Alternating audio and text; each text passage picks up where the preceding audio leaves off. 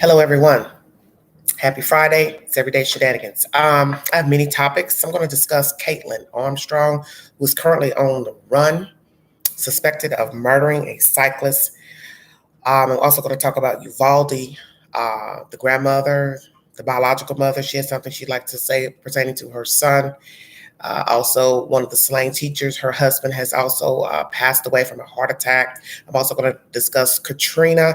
There's some mess going on with the Katrina victims down in Louisiana and people who lived in who rebuilt their homes. There's a scandal going on with the grants that they received. And also, I'm going to talk about Nashville. There was a copycat, not a shooting, but an attempt of someone trying to get into a school in Nashville the other day. I meant to bring all this information 2 days ago, but just I can't get my time allotted to do everything. But I'm going to start with the Nashville situation first. Thank you all for joining me. God bless all of you. Have a safe weekend. This is Everyday Shenanigans. It could have been us. It could have been a different story on that day. Well, get this, just days before this horrific tragedy in Texas, a local elementary school had a close call of its own. A man jumped the fence at the playground, then forced his way into the school. But as News Channel 5's Olivia Michael explains, it was the heroic actions of 3 women with help from school staff that kept students safe.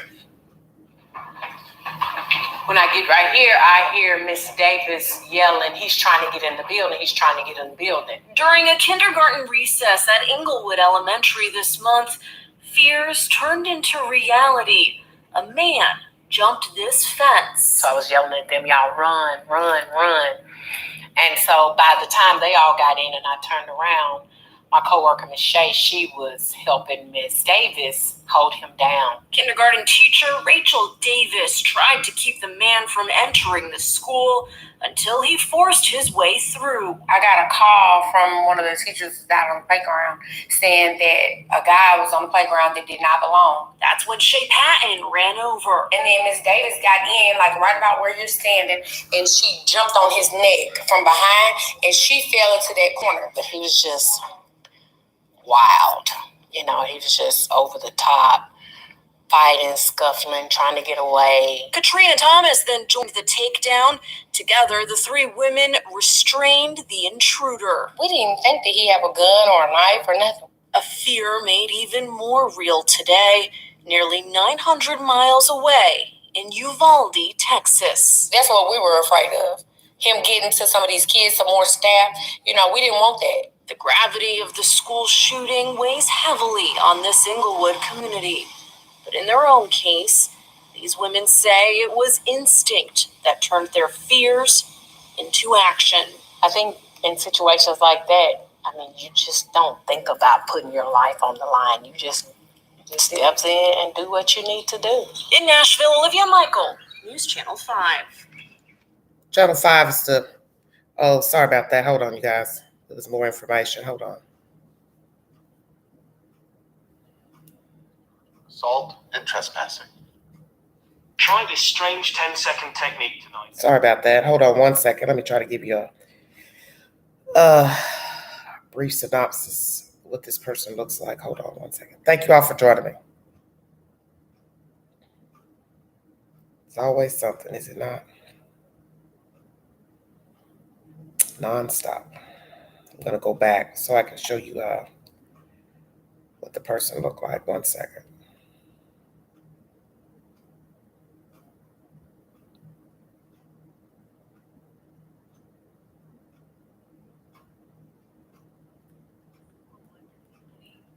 In their own case, these women say it was instinct that turned their fears into action. I think in situations like that, you just don't think about putting your life on the line. You just step in and do what you need to do. Let's show you a picture of what it was like. Michael, News Channel 5. Thanks, Olivia. Now take a look. This is the man arrested for intruding into that elementary school. Enrica Gregg is charged with assault and trespassing. All right, that's News 5 if you need verification. So this was at Inglewood Elementary School. 3 women end up getting involved in tackling this suspect One was injured. She has a brace on. I'm going to go back in and see if I can pull up the information pertaining to the teacher. Let's see.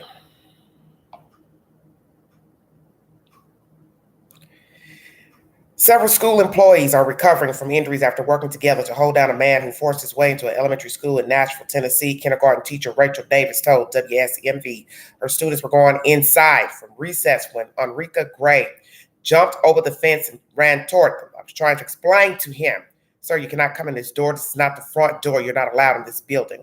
And eventually he wanted to get in so bad that he was lunging toward the kids, Davis said. Explaining she tried to block him from getting inside while she was yelling for help. We struggled for a while and he made it inside the building. These children feel like my children and just that strong desire that I was going to do anything I could to make sure they were safe, Davis explained. We both fell backward and he fell on top of me. The teacher said it eventually took her and two others to push Gray into the corner and restrain him from going down the hallway. Inglewood Elementary School's bookkeeper Shay Patton and secretary Nikki Thomas helped hold Gray down in the hallway for 10 minutes while waiting for the police. I got him in a headlock, but he put his arm behind his back and put my legs across him so he wouldn't get free, Thomas said. All three were hurt while keeping Gray away from the students, but Patton said the situation could have been much worse. We didn't even think about weapons. He could have had anything. I didn't even think about that until hours later, Patton said. I don't know what he was trying to do, but I'm grateful that he barely got into the door and that was it. We are stronger together, Thomas said. I'm thankful for the procedure in place for lockdown. Everybody acted immediately, and that also kept the kids safe. Fox Carolina News is the source. Copycat, somebody watching the news, saw what happened in Texas. Unstable, schizophrenic, what are we talking about? Once again, someone's able to get in a door. Although the fence was the barrier, but he jumped over the fence. So you see, that's the whole point of the story. If a person wants to get to you, them, those, whomever, they will attempt to if they want to. They don't need your permission. They're going to do what they want to do. And that's what this joker did. But he's safe and sound in the jail. I don't know if there's a bond yet or if a bond has been given. But, oh, Lordy. Messed up situation. I have a lot of information to bring you about Uvalde. This seems to be still ongoing investigation with the FBI. What actually happened, what didn't happen, what was supposed to happen. As you see, there were many students who walked out of universities yesterday in a stance against this violence that took place in Uvalde, Texas, which I felt like that was the right thing to do. These kids saying, hey, we're students, we're young people. This could happen to us, which it can. It can happen to anybody. And unfortunately, once again, it happened in the great state of Texas. Horrific news. Before I get into that, I want to talk about Katrina victims before I start talking about Texas. Because the Texas story is going to be a bit winded. And my other story is going to be pertaining to Kaitlin Armstrong. She's on the run right now, and they do believe they have information that has tracked her to the great state of New York. Of all places for a fugitive to go. Here we go. Let me see here.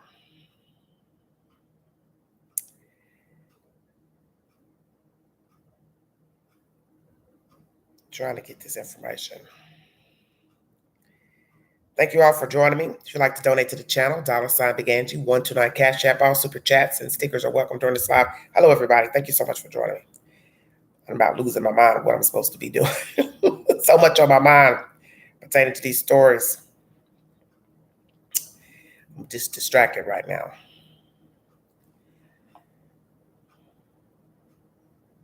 I'm going to go to my community page. It's a lot of information. For those of you that like horror movies, The Shepherd is movie of the week. Please go to my community page to check out the said trailer. Thank you all for joining me. A lot to bring you. And prayers for Ray Liotta's family. The great actor has passed away. He died in his sleep. He was filming a movie out of the country and did not wake up. He's a fine actor, great actor, very intense actor. For many of you who have seen him in movies, he's a very passionate actor.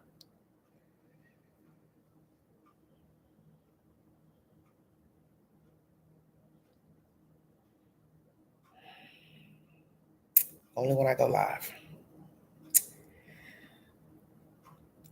WWL-TV is the source. This was uploaded 2 weeks ago. I hadn't seen or heard anything pertaining to this mess going on in Louisiana, but I think it's atrocious for the state to be suing these innocent people who fled for their lives, returned back to Louisiana because this was their home. They wanted to come back. Of course, there were many people who probably did not come back for various reasons. Most notably, didn't want to endure a flood again. So now the state is suing for grants. From my understanding, a grant is free money. A loan you pay back. A grant, I've never heard of you paying back a grant. This is very strange to me. This is very sad to me.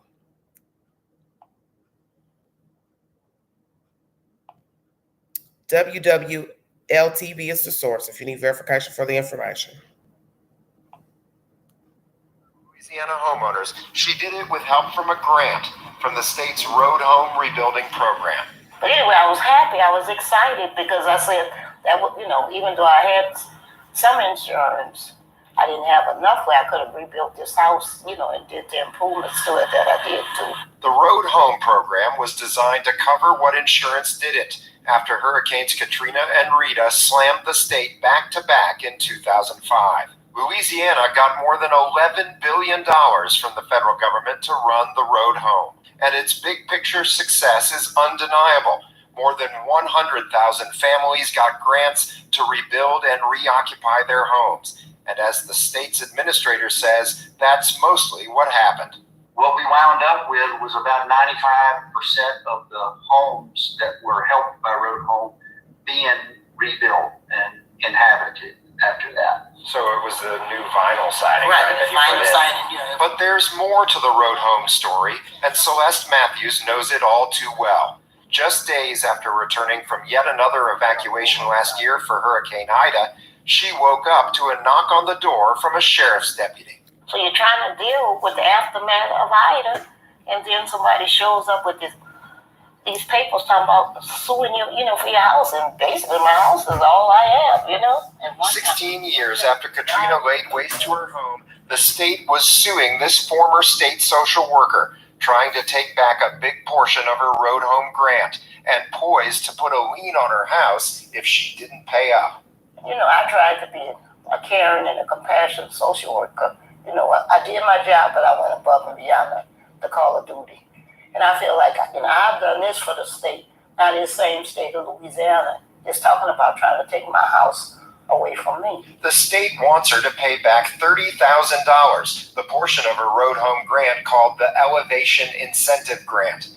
In addition to home repair grants, the federal government let the state of Louisiana give homeowners these extra grants to raise their houses higher so they wouldn't flood in future storms. Matthew's house was already raised before Katrina, but not high enough. She says a Road Home agent encouraged her to take the extra money, telling her it was okay to use it to cover the increasing costs of repairs. Well, I talked to somebody from there, and they were saying, well, even if you don't use the money for elevation, there were some other things that you can do, The state is now suing 3,500 homeowners like Matthews. We joined with the National Investigative Newsroom ProPublica and the Times-Picayune to review hundreds of those lawsuits. Some of the sued homeowners claim in court records that Road Home representatives who worked for ICF Emergency Management Services, the company hired by the state to run the grant program, told them it was fine to use their elevation grants on repairs. Some even provided forms where they checked a box electing not to elevate, but they claimed program officials encouraged them to take the extra money anyway. Several courts have ruled for the homeowners, but the state isn't accepting those excuses.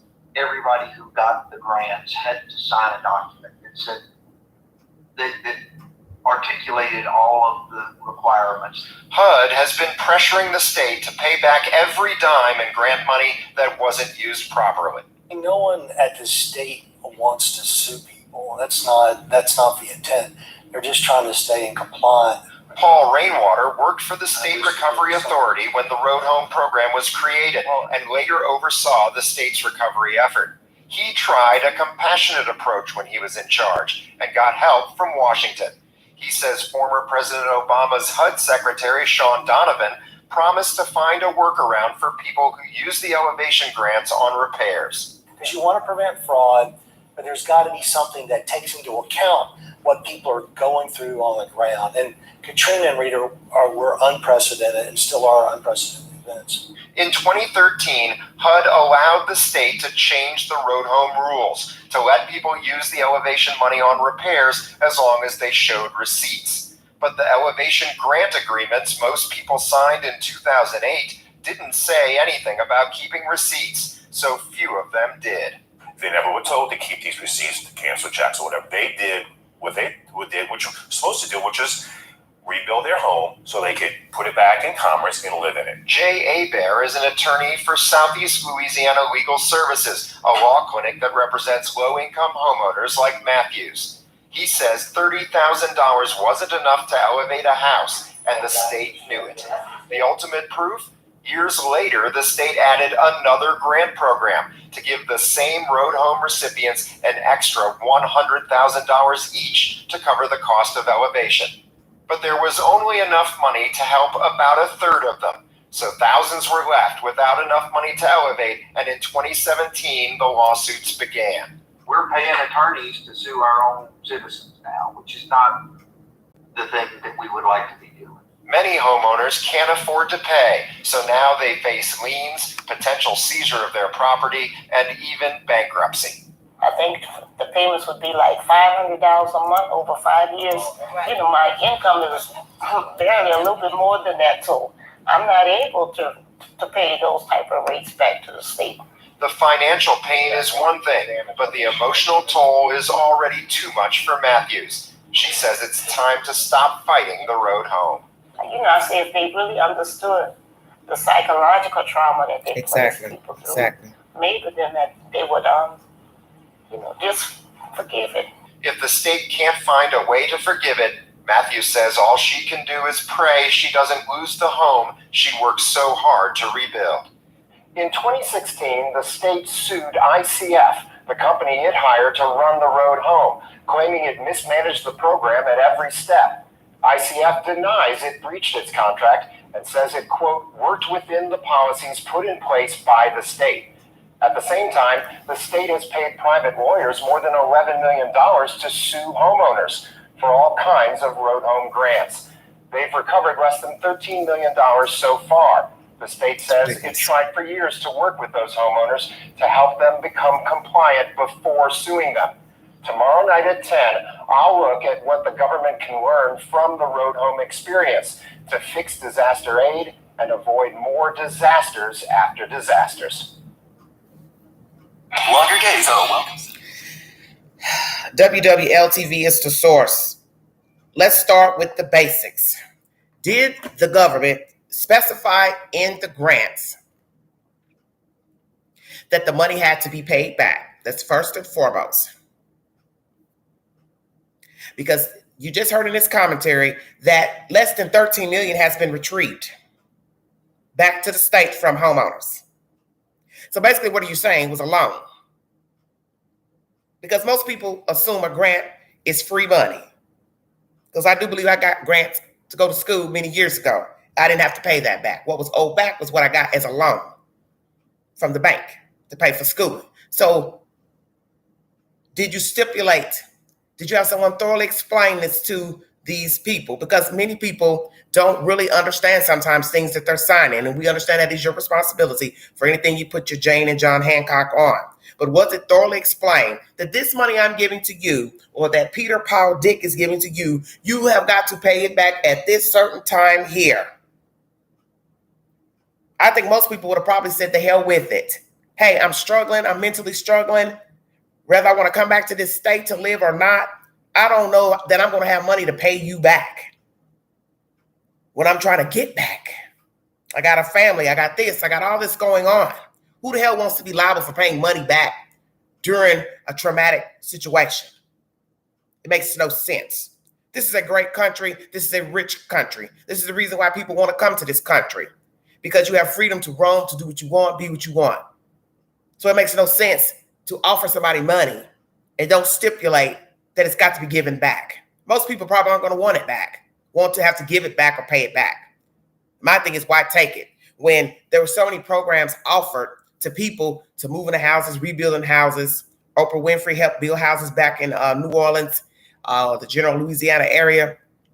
Other famous people, organizations helped build houses, transition other places. Many government agencies gave vouchers to people coming from Louisiana, Mississippi. So I'm going to say it again. Why would I want to pay the money back when I'm already going through a traumatic situation? And as this woman said, they were already traumatized from then. Now you're bringing all that back to say, hey, I want the money back. And to hear that near 13 million has gotten retrieved back from poor people, working class people, it's atrocious. And I guess this woman may be saying to herself, hell, I'm not going to even worry about it. If they want to seize the house, put a lien on the house, hell, take it. Just take it. You feel that adamant, you need the damn money back. Why the hell did you offer it? It's shameful that you're going to be an agency to offer somebody money and they're destitute and expect them to pay it back when they don't even have any guarantee how they're going to even survive in wherever they're put. You got to get on your feet. You got to get a job. You got to get clothes. You got to get shoes. You got to get toilet paper, basic stuff that everybody else already got in their house. You got to start all over. And now worry about paying some damn money back once you get on your feet inside of the damn house. And as this man said in his commentary, the people who were told to raise their houses didn't keep receipts from whatever agency offered the money for the grants to raise the homes. So now you're going to wait many moons later to say, oh, by the way, hey, you owe me money for that grant I gave you to build you a house. Oh, the house I want you to build up top, not down low. Just stupid. That's my commentary for Katrina. Very disturbing news. Prayers for those who have been sent letters from the state of Louisiana wanting the damn money back. Frankly, I wouldn't want to live in New Orleans again anyway. Visit, but live somewhere else. Because anywhere you live that's flat, it's a propensity for tornadoes and flooding. And most of the country is flat, the U.S. I think most of you know this. So you're in dire straits whether you live in the Midwest, Florida, Mississippi, Alabama, bottom of Tennessee. It's all the same. Low level, propensity for flooding.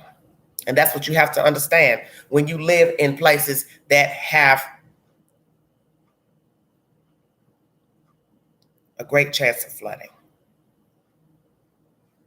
Because who wants to go through all that trouble of surviving the storm, flood, to later, years later, get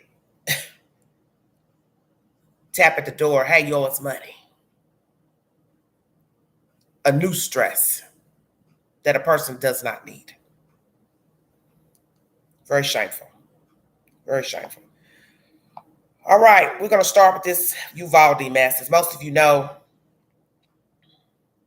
a husband of one of the slain teachers has passed away from a heart attack. Some may say that he died from a broken heart. It's a very tragic situation. I'm going to go ahead and play you that information. There's just no words. 19 WLTX is the source of this next information. Lord have mercy. God give us strength. Prayers for all the children, staff, the victims' families, the whole community. The husband of one of the teachers killed during the shooting has died from a heart attack. You see him there in the gray. His nephew attributes his death to grief. 8-year-old Joe Garcia was the husband of Irma Garcia, who died holding one of her students. This is video of him visiting the memorial outside the school today. Again, he is the man in the gray shirt. It is not known how long after this was videotaped that he died. The couple had 4 children of their own.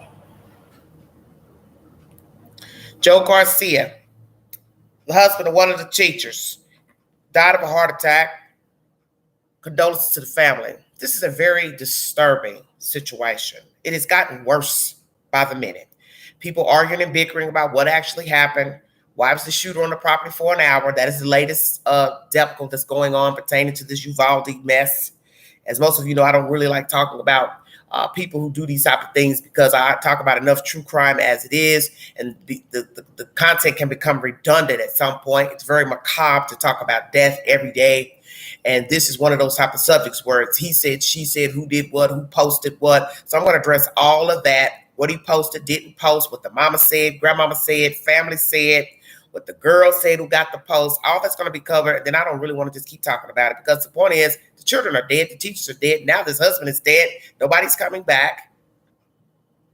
And now everybody's bickering about the 1 hour that he was in the building, why nobody ran in to get this one out, that one out. So I'm trying to be very mild-mannered in my content pertaining to the 1 hour that he was inside of the building.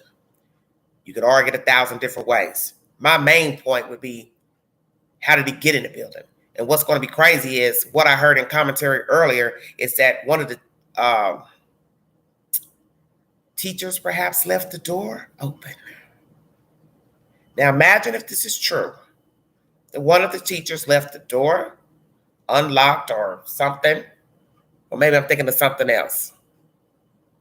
I think I'm thinking about the Nashville situation. See, they all run together to me. I just get disoriented because I'm tired of the stories. That's really what it's all about at this point. I'm just tired. Okay, let's see if I can get the first story on. Let's talk about the grandmother first. News 5 is the source. KENS.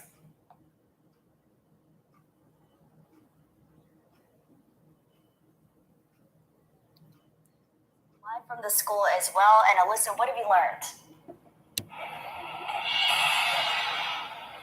Good afternoon, Audrey. Well, we're told that we're learning more about who this grandmother is. She's 66 years old. Her name is Celia Gonzalez. She was flown to San Antonio for treatment because she was shot in the face before the shooting took place. We're also learning more about the suspect. Family tells KENS 5 that he was withdrawn and reserved.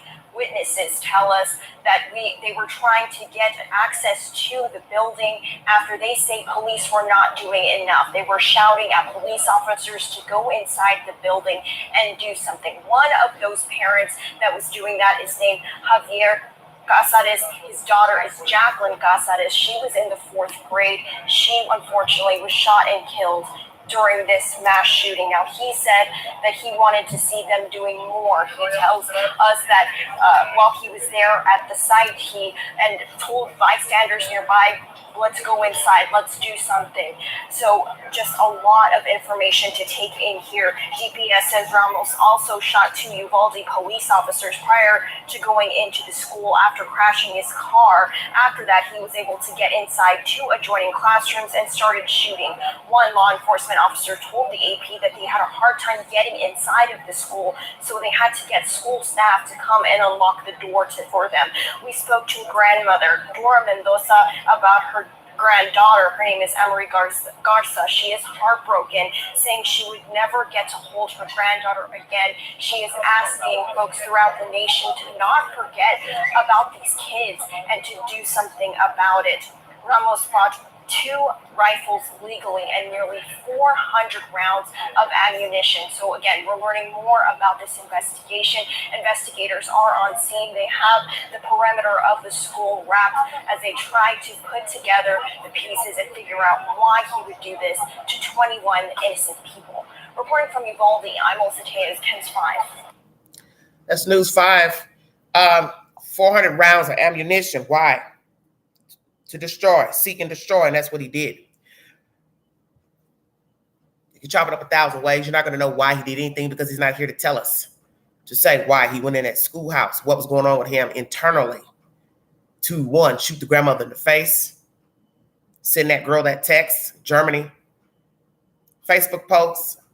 Facebook is not trying to own any of that. You should know that. So we're going to chop up all of that. What is the truth about the Facebook post? Did he post something to Facebook before going into the schoolhouse?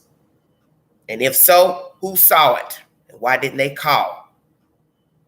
And this is all alleged because I don't have any proof of anything yet.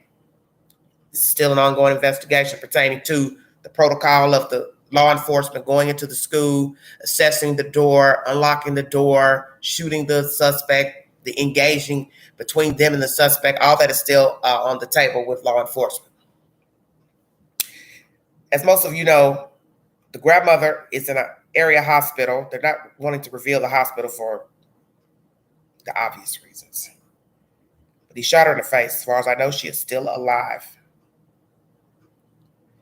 I want to try to bring everything going on pertaining to this very baffling story. Inside Edition has information that he dropped hints on social media. Thank you for joining me.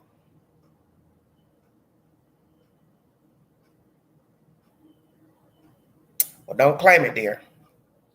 Details about the teenager who carried out the Texas massacre. 18-year-old Salvador Ramos posted messages on social media hinting about his evil plans. Wait till tomorrow when this warning and this, kids be scared, along with photos of 2 assault rifles and a high-capacity magazine. The morning of the massacre, he sent this text to a young woman he knew. You gonna repost my gun pics? She answered, what your guns got to do with me? He replied, I got a little secret I want to tell you. Texas Governor Greg Abbott revealed 3 chilling Facebook posts. He said, I'm going to shoot my grandmother. The second post was, I shot my grandmother. The third post, maybe less than 15 minutes before arriving at the school, was, I'm going to shoot an elementary school. Here's Jim Murray. Friends say Ramos was a loner who was bullied at school for a speech impediment and reportedly came from a family troubled by drug addiction. Several months before the massacre, he came to live here with his grandmother, who worked for the school district. He slept on a mattress on the floor. Joseph Moreno is a neighbor. Did you know that he had guns? No, like I said, he had just turned 18 and he went and bought them. And he told this friend of his, look what I got. And the friend said, hey bro, what do you need those for? He says, don't worry about it. That was his answer. Don't worry about it. Kind of gives you chills, doesn't it? Yes. Ramos reportedly became obsessed with the video game Call of Duty. School friends told GMA his behavior was increasingly bizarre. I was gonna start being his friend no more because he was being weird with not only me but a lot of other people. He had scars on his face, and I remember somebody asking him what happened, are you okay? Because he showed up to school with them, and he just straight out told them, with a smile, I did it myself. Forensic psychiatrist Dr. Keith Abloh says Ramos has similar traits to other mass killers, including the teenager accused of the Buffalo supermarket massacre and the Parkland school shooter. Again, we have a shooter who is socially isolated, who has psychological or physical characteristics that marginalize him, who was bullied. That's a prescription for disaster, and it's present in the majority of school shootings. This video shows graduating seniors from the killer's high school being welcomed by kids at the elementary school. Ramos targeted the school just 3 days later. The day of the shooting, Ramos had a fight with his grandmother over failing to graduate. She was shot in the face and is in critical condition. He shot his own grandmother, and from that point, this triggered this mass shooting. Ramos fled the home in his grandparents' pickup truck, crashing into this gully. Surveillance video shows him running into the school seconds later. The massacre was about to begin. Inside Edition is the source. If you need verification for the said information, we're going to go ahead and chop out what was said, because that's the only way I can get through these videos is to address each information as I play it. Social media, once again, who saw the post and why didn't one of the participants, viewers, call 911? The girl in Germany, did she just not care? Felt like, well, he's just some troll trolling social media, bothering me about guns and pictures. I don't know him. I'm not worried about it. He cut himself on the face. Everyone knows that most people who have traumatic childhoods, they cut themselves and they grow up to be cutters. See, this is where I have the problem with the family. This commentary says he slept on the floor on a mattress. Why didn't he have a bed in your house, ma'am, sir? You took your man, you allowed him to come in your house to live, but you didn't want to afford him a bedroom, a bed, day bed, something to sleep on. So that goes back to the question I asked you all the other day. How many people were living in this house? Why was he there? The real reason. What is the exact amount of time he was there? How did they treat him in this new house? Why didn't anyone see the signs that he was troubled? Didn't go to school. Why? Why did you allow him to stay in your house and not go to school? Why were you arguing with him about not graduating? Did you just get notification from the school that he was not graduating? Had you been getting calls from the school in the past couple of months about his behavior and not showing up to school? Why are you letting somebody lay in your house under the age of 18, just working and not going to school? Or did you think he was going to school and just found out he wasn't going to school? What is the truth? Being solemn, not talking, no conversation. You got information from the grandfather that he didn't talk, he didn't speak. So you all watching this person walk around like a mummy inside of your house, face got cuts on it. You didn't think to ask him, hey, what's wrong with you? Why won't you talk? What's the matter? Tell us what's going on. What really happened with your mom? Hey, how's your day? How are you doing? You hungry? Grandmother took him to Applebee's for his birthday. This is what the grandfather says. Okay, Grandpa, why didn't you go along? Because it seems like to me, if you went along, you would have said, we all went to Applebee's. See, you always have to listen to the conversation. Listen first. You see, if you listen, you'll hear everything you need to hear. They went to Applebee's, not us went to Applebee's. Why not? Do you live in this house with this woman, or what's the arrangement you had? See, too many questions, no answers. Why did this young man not attend school? Why did he not graduate? Why was he cutting himself? Why didn't you notice cuts on his face? He is cutting himself 9 times out of 10 in your house, and he's going to school saying stuff, doing stuff, acting weird, peculiar. You got all these people now coming out the woodworks going on. He said, she said. This happens every time somebody gets hurt, die, gets shot. He said, she said, and they did this. It's like, what is the point?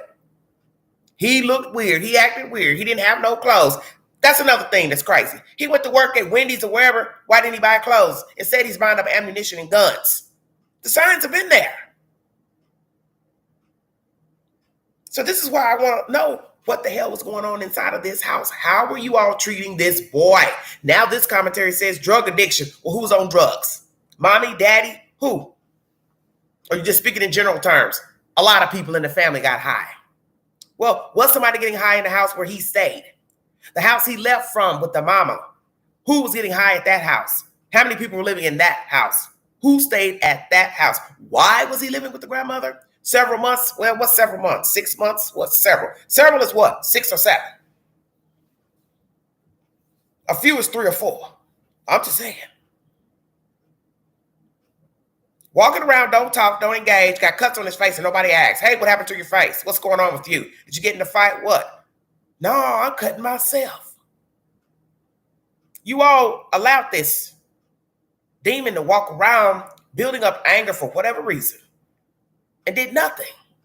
And somebody's got to take some type of responsibility besides the shooter, because he's a child. We're not talking about an adult, even though 18 is an adult, but he just turned 18. So let's just say he been having problems before 18. Okay? So he's a new adult. Before a week or two ago, he was a kid. So why isn't anybody noticing that this child is acting peculiar and strange, like playing video games? How long did he play video games? Where did he play the video games at? In his room, on the couch, on the floor? What? You said he's sleeping on a mattress. So if he was addicted to playing games, let's say allegedly, where was he playing it? On his phone? What? Can you play this Call of Duty on your phone, or you have to have a console? What? This stuff pisses me off because it's the same story. It's the same story. Every other place. It's the same story. He was quiet. He was this. He didn't talk much. He didn't have any friends. Nobody liked him. They teased him. They did this. Oh, he talked it weird. Blah, blah, blah. He complained about this. Now everybody wants to give a version. A little late. Let's hear what the mother has to say about her son. Now she wants to talk. Thank you for joining me. This is Everyday Shenanigans.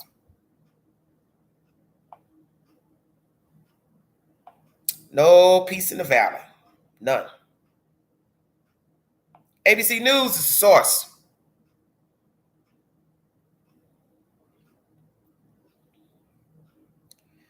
The mother of the 18-year-old gunman accused of killing 21 at an elementary school in Uvalde, Texas, this week told ABC News in an interview that her son was not a monster, but that he could be aggressive.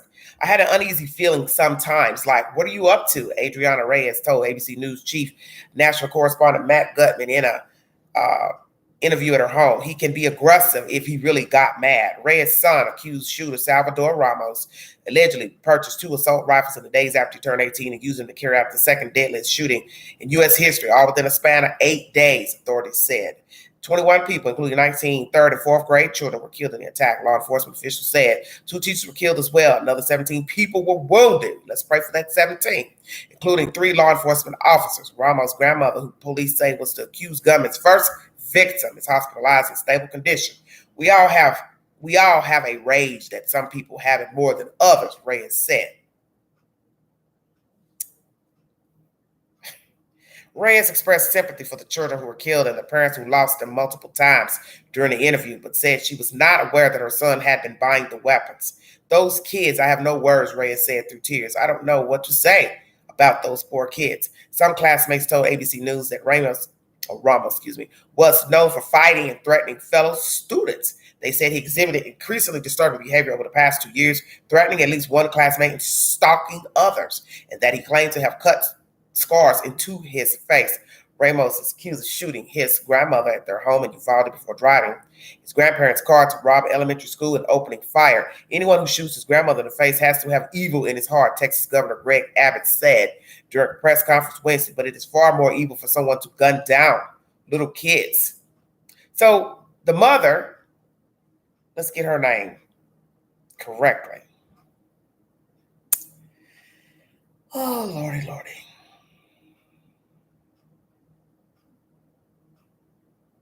Reyes is her name.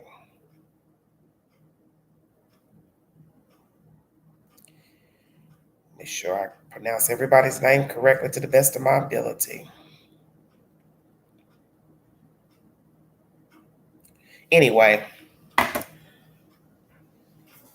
everybody has a rage. No, everybody don't have a rage. That's not true. Some of us get angry, perturbed, but each emotion is different for everybody. He could be aggressive. Is that why you had him leave your house, ma'am?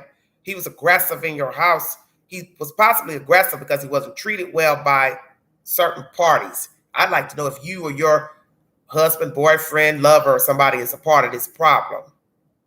Did you not notice the signs that your child was being bullied, teased? See, this is what people don't understand about being bullied. The person being bullied ends up becoming a bully in some instances. So you have now people repeating that he was acting out. He was threatening kids, stalking people.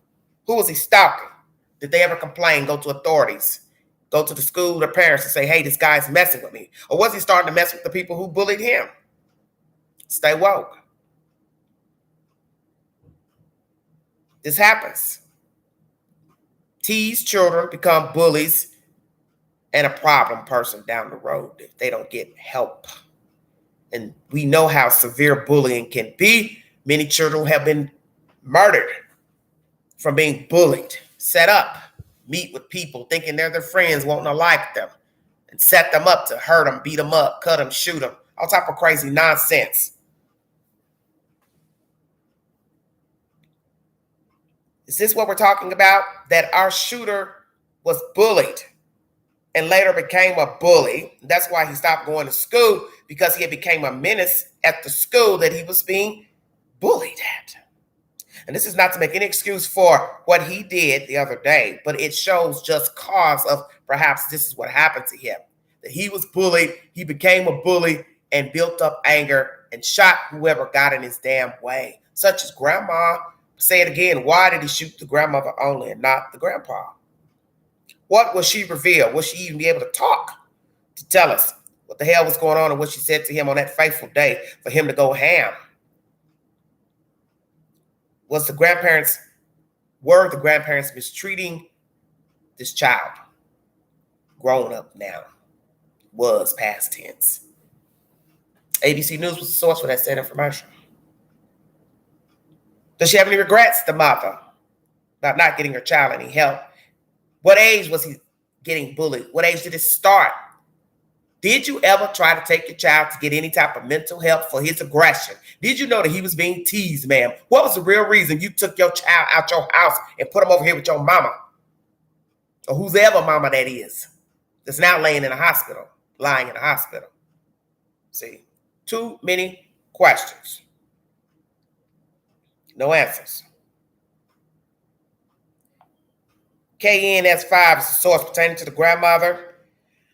Before this horrific shooting at Robb Elementary in Uvalde that killed 21 people, 19 children, the gunman shot his grandmother in the face. She was able to call police for help, but her grandson had taken off and crashed her vehicle outside the elementary school before running inside. That's when the unimaginable began. 19 children lost their lives. Texas Governor Greg Abbott said 2 faculty members lost their lives. In addition, 17 people were injured. But the gunman's grandmother is alive and receiving care at the San Antonio area hospital. She's 66. Her name is Celia Gonzalez. KENS5 spoke with the shooter's cousin, who as of Thursday was still sitting at Gonzalez's bedside. The family says they have received ugly messages on social media. KENS5 is not reporting the name of the hospital where Gonzalez is recovering. The family did send a photo of her hoping for her recovery.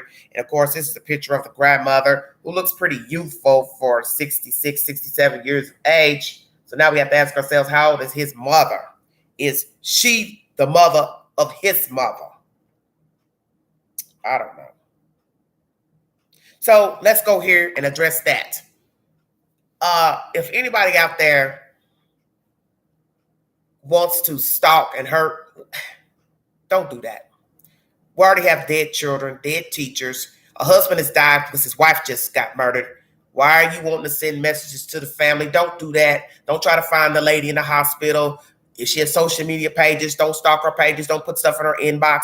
Don't put nothing in any of these people's inboxes. Leave these people alone because the situation is already dire as it is. So how are you helping the situation by now stalking these people and harassing them?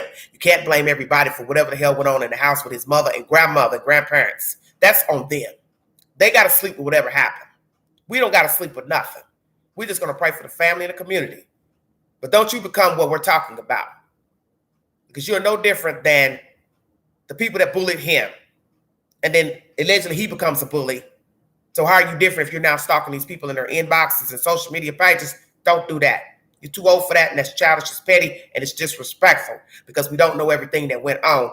Only people know the truth. One of them is dead. One's in a hospital in stable condition, and the other one is the mother. Let's wait and see what they all have to say about what actually happened in that house with the 18-year-old. Don't become a problem, be a solution. NBC News is my next source. This is pertaining to the safety plan. This will only be a matter of your perception. Do you believe there was a safety plan implemented? It couldn't have been because we have all these people dead. So let's go here. School officials in Uvalde, Texas promised to do everything they could to protect students from a mass shooting. Uvalde Consolidated Independent School District had doubled its security budget in recent years, according to public documents, in part to comply with state legislation passed in the wake of a 2018 school shooting in which 8 students and 2 teachers were killed. The district adopted an array of security measures that included its own police force, threat assessment teams at each school, a threat reporting system, social media monitoring software, fences around schools, and a requirement that teachers lock their classroom doors. According to the security plan posted on the district's website, it happened anyway. Somehow, the account provided by authorities is not entirely clear. A high school dropout with no criminal history was able to evade a district officer outside Robb Elementary School on Tuesday and enter a back door armed with a rifle. From there, the gunman 18 proceeded down a hallway and into a classroom where he locked the door and opened fire. Authorities said 19 children were killed, along with 2 teachers. Police and federal agents soon arrived and got in the school official to unlock the door, then shot the gunman dead, state and federal law enforcement officials said. From my understanding, from the information I got coming out of Uvalde today, he went in the rooms, they're adjoining. He locked the doors from inside. Officials didn't know what was going on in the rooms, dead or alive. So maybe they were negotiating with him for that hour less, hour and a half, whichever window you want to go with. Maybe he told him, yeah, I've killed these people in the room. And maybe some were laying there playing dead or wounded. And he was trying to decide what he wanted to do as far as being in the room and getting out. Because he could have easily killed himself. Maybe he didn't want to kill himself. Maybe he wanted to engage in a all-out shootout with law officials. So that's what was going on in the room. He was in there with those kids and teachers. Some dead, some alive. And law officials were obviously debating what to do as far as when to go get in there. My understanding from today, a janitor gave law official the keys to open the door. So that means he had to hear the lock click. And that's when gunfire engaged. From my understanding, he was shooting at the door. So that means, like I said, he heard them opening the door to get in. Who left the back door unlocked? And as I said, is this a door that has handles on the outside or just handles on the inside or on both sides? Protocol also says the teachers are supposed to lock their classroom doors. Why were these doors open? Ding. See, that's new information. Why were your classrooms? Well, they can't answer because they're dead. So what about you other teachers at Uvalde? Did you all have your classrooms locked like you're supposed to? That is your protocol, because that's what's being stated in this information by NBC News. I'm going to finish. The investigation remains in its early stages, and the school district has not answered questions about how a security plan was implemented.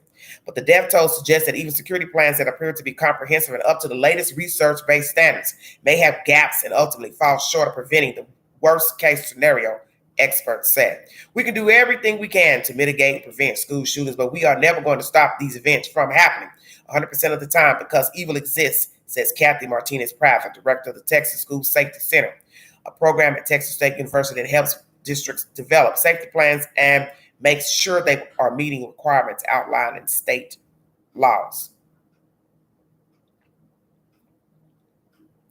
That said, it is important that we have plans in place and training and drilling on that plan so that if an event happens at our schools, we are ready and prepared to mitigate such as much loss of life as possible or mitigate it 100%. The center has done a high-level review of districts' plans as part of a periodic check under state legislation passed in 2019. The center also completed a detailed review of COVID-19 safety plans and intends to focus on plans for active threats next, Martinez-Pratt said. She declined to comment on any specifics about the district's security plan or about the attack itself, beyond saying that the center has not found the district plans to be in non-compliance. Well, that's not true, because you just said that protocol is that all teachers are supposed to keep the doors locked of their classrooms. Well, how did he get in? Did he shoot the locks off? Well, we know he couldn't have shot the locks off because authorities said today a janitor had to give law officials a key to get in the room or rooms. So nobody was following protocol. And this is not to be disrespectful to the dead. They didn't lock the doors. But Matthew Mayer, Rutgers University professor and expert on school violence, said reports that the shooter entered through a back door of the school were a cause for concern. Exactly. For any school, you need to be in control of your entry points, Mayer said. That suggests a problem if he could literally come in through a back door and it wasn't controlled in some sort of way. Uvalde's security plan describes secured entry systems for 2 of the district schools, but not at Robb Elementary specifically. The plan mentions fencing at Robb Elementary designed to limit and or restrict access to individuals without a need to be on campus. Curtis Lavarello, executive director of the School Safety Advocacy Council, which trains school officials on ways to protect against attacks, said that many of the measures included in Uvalde's security plan appeared to meet national best practices, but did not include enough details to determine how well they are implemented. Very few people have been killed in school shootings behind a locked classroom door, he said. Bingo card. Thank you. He just said it. Very few people have been killed in school shootings behind a locked classroom door. Exactly. Because you have to ask yourself two questions about locked doors. Does it have a window in the center of the door where a person could break out the glass and try to reach their hand through the glass to open the door? How far is the glass from the knob to open the door? And was it just a solid door, steel door? Stay woke. All these systems are only as good as the schools that's using them, Lavarello said. Lavarello said he often has to convince districts that elementary schools need the same level of security as middle and high schools, a lesson learned from the 2012 shooting at a Newtown, Connecticut elementary school in which 20 students and 6 teachers died. Elementary schools are just as vulnerable as any other school, Lavarello said. They should be on the same level in keeping with school safety practices for the rest of the district. Authorities have not explained how the shooter got in the back door or the classroom door, which according to the district security plan should have been locked. Let me say that during this live. Back door was supposed to be locked and all teachers' doors were supposed to be locked. The 2 teachers that worked together in the adjoining classrooms, their doors were obviously open. That is how the shooter made entry into their classrooms. The school was holding an award ceremony Tuesday for students who were just a few days for finishing the school year, which may be one explanation for the open doors. Parents reportedly were coming and going from the school all day. Lady Ruiz, who has a granddaughter who survived the attack, said the school's doors, usually locked, were open on Tuesday. I think that's why probably the gates were open, because people were coming in and out. Parents for the awards, Ruiz said. At a Wednesday news conference, Hal Harrell, superintendent of the Uvalde Consolidated Independent School District, described as heroes and teachers and officers who tried to protect students. In addition to the teachers killed, more than a dozen other people, including children, law enforcement officers, were injured. Officials have said Harrell did not address the district's security plan. Neither did law enforcement officials. Lieutenant Governor Dan Patrick said that the Uvalde district has been doing a really good job in trying to protect their students. Patrick said that a 2019 law passed in the wake of the shooting at a high school in Santa Fe, Texas, a year earlier, allocated $100 million for districts to beef up their security measures. But he said more needed to be done, including perhaps a way to keep only one entrance available to visitors of small schools. No matter what you do, there's going to be someone to find another area that's vulnerable, Patrick said. School officials, including the district police department, could not be reached Wednesday for comment on the district security plan. Records indicate that Uvalde has taken advantage of added state funding. Jumping a bit. Hold on a minute, you guys. Ooh, Lord. Spending on school security and monitoring services in Uvalde more than doubled since 2017, rising from about $200,000 to about $435,000 for the current school year. According to the school district's budget documents, district leadership said in 2020 that the increase in expenditures was due to new school security requirements, according to a finance report. 2020, the Texas state government awarded Uvalde a $69,000 grant to be spent on hardening measures such as metal detectors, barriers, security systems, and campus-wide active shooter alarm systems, according to state records. Now, I wonder, do they have to pay that grant money back? Just saying. Since people in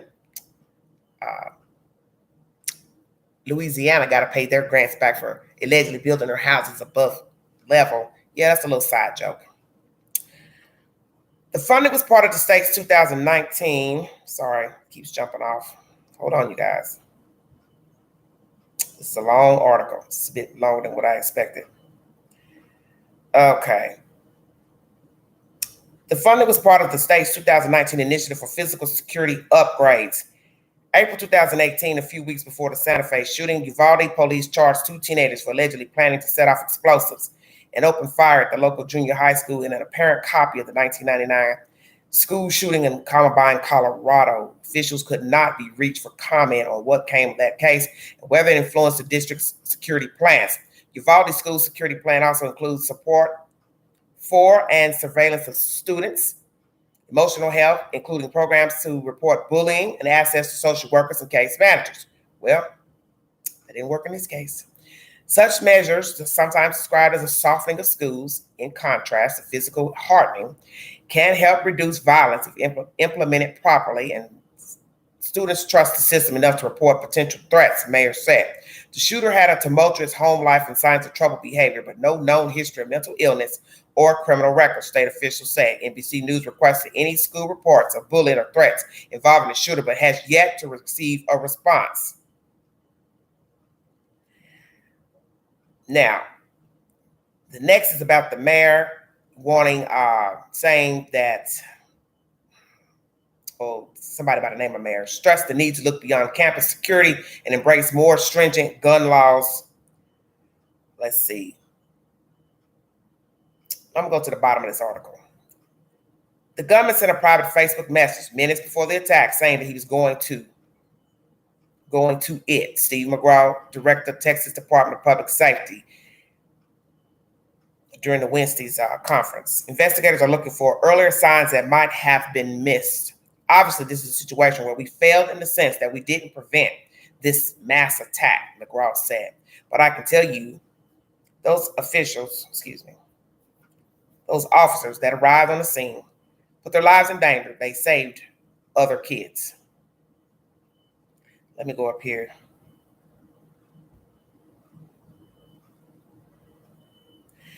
One statement says, while we've had this ramping up of security measures in public schools, we've actually seen an increase in the numbers of injuries, fatalities from school shootings, Johnson said. Schools themselves cannot be the only deterrent to gun violence, gun shootings. It will take a more comprehensive approach that includes gun control. Whew, very windy. NBC News is the source. Let's chop this up. The doors were obviously unlocked because people were coming and going for awards ceremonies. But you can't make that as an excuse, because that is what a gunman or parties are looking for, is a weak link into a building. So this is ridiculous. I'm looking in the chat. So everybody's coming and going. Well, where's the security? You said you hired 4 officers for the district. Then I heard today 6. So which is it? Who was supposed to be working the school? Because nobody was there working nothing as far as security for that school. How many entries are at the school? Let's go there. How many points of entry are at that school? Do the entries have handles on both sides of the door? Are there doors where there's just no handles on the outside of the doors? Had he gone to the school before to see if he could get in, but didn't have any weapons? Just to see if he could get in, just to see what somebody would say. The fact that he allegedly shot officers outside of the building, it was reported that he shot at 2 people outside. Are those the police officers that he shot at after getting out of the truck that he wrecked?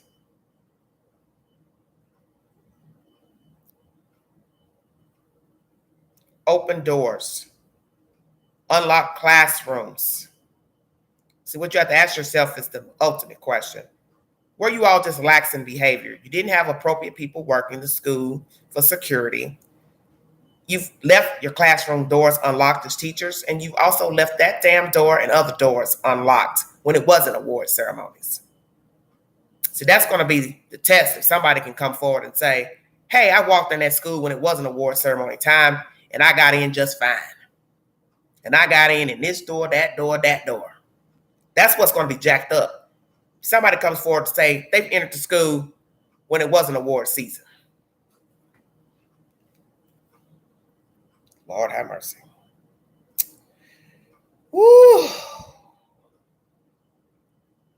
So now I just gave you information about the safety plan that was faulty at by NBC News. I brought you information about the grandmother who's at an area hospital. They won't disclose that place. I've also brought you information about ABC News pertaining to the bio mother saying that he was aggressive, but he was not a monster. Now I'm going to bring you information by CNN News pertaining to the confrontation between law enforcement and the gunman.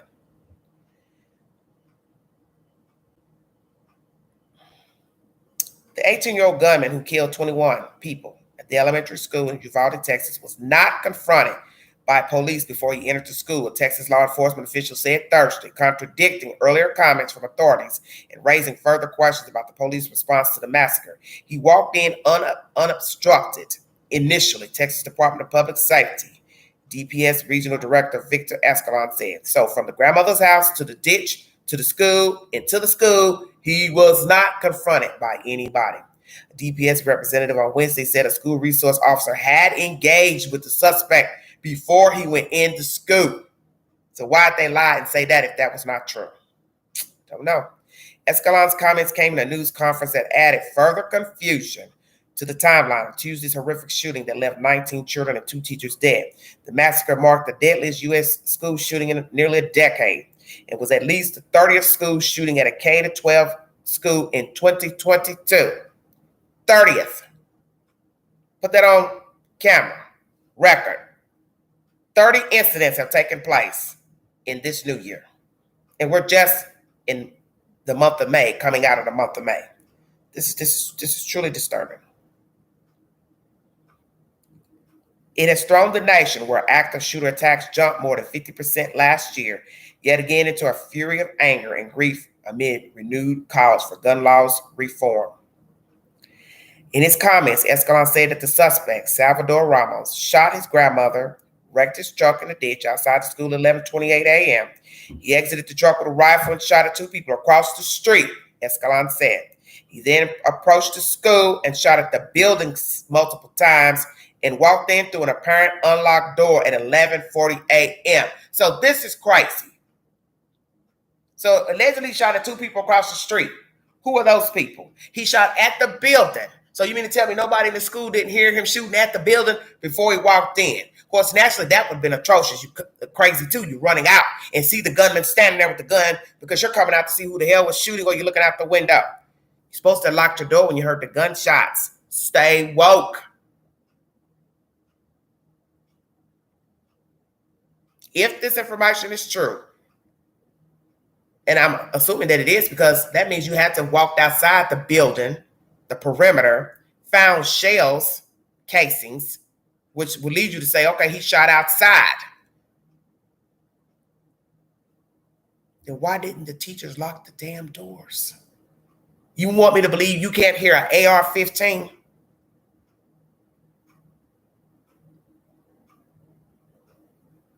It's outside. You can't hear gunfire. Why did they not lock the doors if he shot outside? This is not good. And this is not to be nasty or rude, but you have to own what happened. Somebody has to take responsibility for what happened Tuesday. Because if he's shooting outside, you can't tell me you can't hear that gunfire outside to say, oh, everybody get on the ground and go run lock the doors.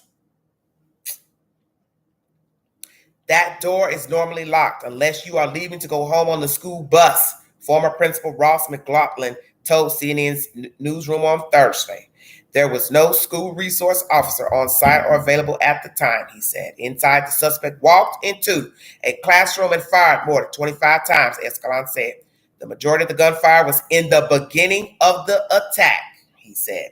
Officers arrived at the school at 11:44 a.m., but when they went to confront the gunman, they received fire and took cover, Escalon said. 3 law enforcement officers went into the same door the shooter used to enter the school, and 4 went through another school entrance, DPS spokesperson Chris Olivares told CNN's Wolf Blitzer.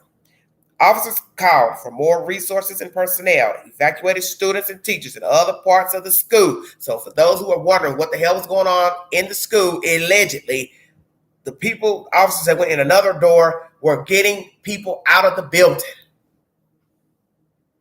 Another part of the building. Lord Jesus.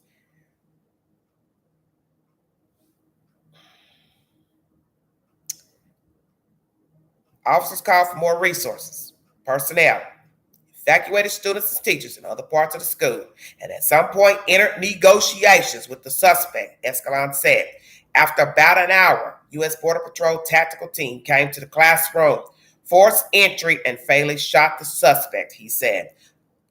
Olivares said officers saved lives despite waiting before physically confronting the suspect. At that point, they had the suspect contained inside the classroom, he told CNN. If those officers weren't there, if they did not maintain their presence, there's a good chance that gunman could have made it to other classrooms and commit more killings. The news conference underscored the confusion and disorganization of the police response and failed to answer questions as to how the gunman was able to remain inside the classroom for such a long time. Uvalde Police Chief Daniel Rodriguez issued a statement Thursday defending his officers' responses to the shooting. 2 responding officers were shot by the suspect but are expected to survive. It is important for our community to know that our officers responded within minutes alongside school resource officers, he said. Alvarez said Thursday morning the suspect had barricaded himself in the classroom, which was attached to an adjoining room. All of the 21 killed and 17 injured were inside those classrooms, officials have said. We're still trying to establish if that classroom was locked, and if it was locked, was there some type of barricade? Was there some type of locking mechanism that did not allow those officers to make entry, he said. Since the Columbine school shooting in 1999, emergency responder protocol in such situations is to end the threat as quickly as possible because fatalities occur in seconds to minutes. It's almost incomprehensible for me to come up with a rational explanation as to why you would wait 30 minutes to an hour to get in there, Andrew McCabe, CNN senior law enforcement analyst, said before the news conference. The door breaching, if it's just a locked door, that doesn't take 30 minutes to get into. That is the big argument right now with the parents and community of Uvalde with law officials. U.S. Border Patrol Chief Raul Ortiz said about 80 to 100 agents responded to the shooting. Now, this is what's bothersome to me. Naturally, if you're not in the building, you don't know who's in there and who's shooting. But to have damn near 100 people on the scene after the fact is troublesome to me, only because there should have been somebody in there to help safeguard the staff and the kids. All doors should have been locked, whether it was award season or not. There should have been somebody opening and closing only one door to let faculty, students in. There should have been only one door that parents could come in and out of. That door should have been safeguarded with a security officer. Now, it's not to say that this guy couldn't have just walked up, start shooting at the door. It was locked, couldn't get in. But at least somebody from inside could take cover and also call for backup and say, we have a shooter outside trying to get in. See where I'm going? Not that he made his way in the building. This is jacked up.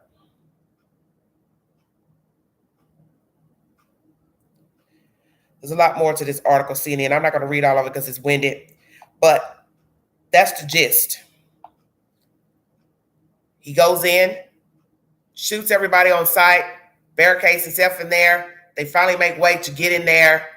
They obviously are negotiating with the suspect. This goes on for about an hour, hour and a half. I'm getting conflicts of hour to hour and a half. Finally, they unlock the door, make their way in. Both are engaging in gunfire. They shoot the suspect. You can chop it up how you see fit. ABC 7 is the source for this layout of what actually happened on Tuesday. Thank you for joining me. Supposed to do in this situation, that is go in no matter what. You only need a couple officers to go in, but instead they fell back, translated this from an active shooter to a barricaded subject. Again, admitting there that it was not the right decision, it was the wrong decision, and there's no excuse for that. Let's go to our chief national correspondent, Matt Gutman. Matt, you were there during this presser. We saw you asking questions, but really questions just leading to more questions and not enough answers. I think what we just heard Director McGraw say, Whit, is that this was a colossal failure, and it's gutting and it's emotional to talk about because that failure led to the death of children. There's no other way to sugarcoat this. That's what happened here. They had BORTAC teams, that's SWAT teams that are trained with ballistic shields at 12:15 p.m. They only decided to breach that door at 12:50 p.m. a.m. And as you noted, there were children. There were children making 911 calls at that time, saying we're alive, saying we need help. They heard the soft voice of children. He just shot again. They knew the children were alive, and yet they decided to wait for something. It's unclear what the trigger was that made them go in. But that waiting period, no doubt, cost the lives of children, and they're going to have to answer for this. The local police chief, who apparently was in charge of that decision, is going to have to answer for this for a very long time. There's also some question about now the FBI just becoming a federal investigation with the oversight. It is just gutting to know the number of failures. So they arrived and they were here. Officers were on site at 11:33. Or very shortly thereafter. They had plenty of time to gather and do something about this. Remember, the suspect was only neutralized at 12:50. 80 minutes later, 80 minutes he was inside that school grounds. So there was plenty of time to do something. 911 dispatchers told officers, or should have told officers on the scene, that there were children alive, but that wasn't done with. So many unanswered questions. And there could be very many angry parents in this community after they hear this. And we know that there were children in there alive who survived, who were with him that entire time as the horror played out. I want to bring in our Chief Justice correspondent, Pierre Thomas. And Pierre, I just want to note in the timeline here, because this is really important. Again, they got these calls from inside at 12:03. Somebody called saying that they were in room 112, and they were saying room 112 and 111 were adjoined rooms, so the suspect was able to go back and forth. And at that time, again, this was 30 minutes after he walked in the building, dispatchers were advised multiple people dead. They called back saying that 8 to 9 students were still alive in there, and yet, Pierre, that information didn't get to the commander on the ground. Wait, this is perhaps the most devastating press conference that we've seen maybe ever. Law enforcement officials acknowledging that children were in the room at risk, some of them perhaps suffering, and 19, we're told, police officers in the hallway, 19.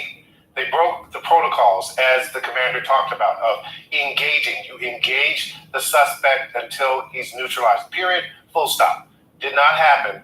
And this notion that the information from the dispatchers who were talking to children not being relayed to the commander on scene, this is, again, the most colossal, devastating failure in real time that we've seen perhaps ever. And Pierre, you've pointed this out before. Two things can be true at the same time here. You can have brave officers who went in. We know that a couple of officers were shot, but you can also have mistakes and a failed response. And of course, there's still a lot of information that we still need to get here. But certainly, your law enforcement sources have been telling you that it was looking like this, and now today we have that admission. All week, sources had been suggesting that we were not getting the full story. That there was too much confusion. We were getting halting information that proved not to be true. But the bottom line all week has been there was a significant period of time, an hour, in which those children were in a building with a suspect who had engaged police, been shooting at people, shot hundreds of rounds, and the police did not try to take him out. There's just no way to get around that fact. And today we got what we all suspected was devastating mistakes made, cascading mistakes that led to those deaths. Let's chop up what was said. ABC7 is the source. Thank you for joining me. So now we get information that there were alive children in the room, even after he has shot people in the room, children and teachers.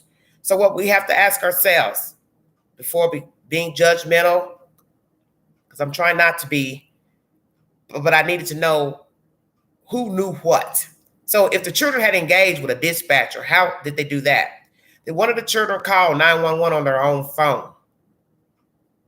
Or grab a phone, cell phone? Was there a phone in the room? How did they know that there were alive children in the room? Did they ask the shooter were there alive children, teachers in the room? Did he tell them, yes, there are some alive? But then that would make no sense, because if he sees that they're alive, why not shoot them and finish them off? He didn't care about the ones he had already shot when he got there. So how was a dispatcher able to engage with a child or children to know that there were alive children in that classroom? Because as they said, the majority of the shooting allegedly took place when he first got in the room. Naturally, he just sprayed the room. AR-15, a lot of ammunition, would not take long. And another thing that's disturbing about this is that when I read the other day that they had to do DNA, I kept saying to myself, what do they need to do DNA testing for on the children? It didn't dawn on me the severity of the wounds of the children, that perhaps how he killed them made it impossible for the parents to identify their kids. So it was that graphic, the state of the children's remains. Because naturally they were little people being shot by heavy artillery. Very disturbing. So an hour and a half, he's in the room with the children. There are live children in the room. So first thing I thought was, did they not try to open the door because they didn't know if there were live children and they didn't want to go in shooting him and then mistakenly shoot the children in the room? Because naturally you can't see from outside if there's a blank door. So is this a blank doors, or a door that has the square window in the door where you can see in and out? That has not been revealed to my knowledge. And naturally, that would be dangerous, putting your face up to a window when a man is inside with an AR-15. So naturally, you would try to stay out of sight. This is just jacked up. Because people are bickering and arguing about this timeline. And if law officials failed to enter the room as soon as they realized he was in there with the kids. But now that we know the children were alive in the room, that will probably be their defense. We didn't enter the room because we were negotiating with him. We didn't know where he was in the room. We're talking to him through a door. Wow, we don't know where the children are. Unless somebody was using a scope from outside, they could see through the windows to say, hey, I see children lined up over here or laying over here. You're going to have to go in this way or through this second door. This is bad because you're talking about 2 classrooms. Oh, Lord have mercy. What a mess. What a mess. ABC 7 was that source of information. Let's go to AB 15. Start out with what they started out with. Give you a little bit of that. Let's see. If I can get a little something there.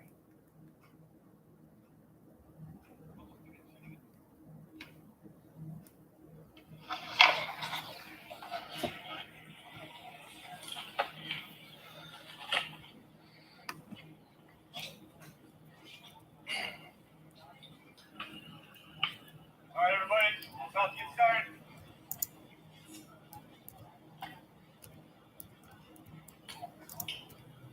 Good morning. Thank you for being here today. My name is Stephen McCraw, Director of Texas Department of Public Safety.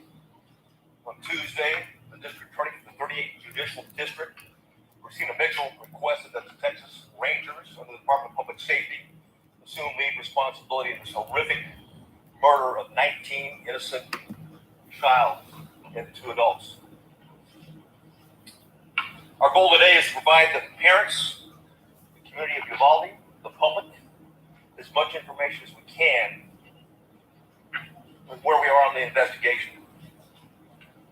We're here to report the facts as we know them now, not to defend what was done or to criticize what was done or the actions taken. I'll begin first and foremost with the timeline as we know it. The second timeline I'll discuss is the 911 timeline. Then we'll talk about the relevant social or digital media footprint of the subject. We'll also have plenty of time for questions at that point.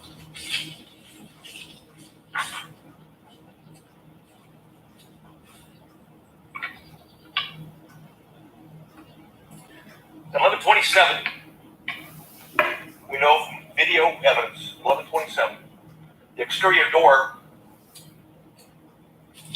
suspected of where we knew the shooter entered, Ramos, was propped open by a teacher. That's what I thought. What I told you, I propped open. The vehicle crashes into the ditch, as previously described. The teacher runs to the room 132 to retrieve a phone, and that same teacher walks back to the exit door, and door remains propped open. There were 2 males, as reported by Regional Director Escalon yesterday. There were 2 males at a funeral home that when they heard the crash, they went to the crash scene. When they arrived at the crash scene, before they got there, they saw a man with a gun exit the passenger side with a backpack. They immediately began running. Ramos began shooting at him. Did not hit him. One of the males fell when he was running. Both males returned to the funeral home while they're running. And then again, we see through video, teacher reemerges inside the school in panic and apparently calls 911. 911 call at 11:30. There was a crash, man with a gun. 11:31, the suspect reaches last row of vehicles to the school parking lot. 11:31, the suspect shooting began at the school while patrol vehicles got to the funeral home. I'll point out where it is. Something's still off here. Right, vehicles over here. Suspect hiding behind a vehicle, started walking down, shooting into the classroom. There was discussion early on that an ISD, consolidated ISD for Uvalde, that officer was a resource officer, had confronted the subject. That did not happen, as RDS talked about yesterday. Let me pause right there. As I had said earlier, so what I said was correct, about someone leaving the door open. A teacher left the door open. Something I don't understand.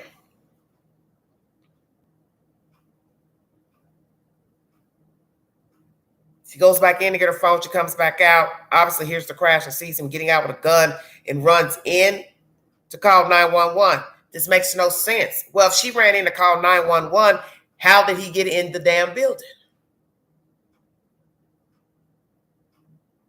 Can you not lock that door from the inside, the door that she ran back in?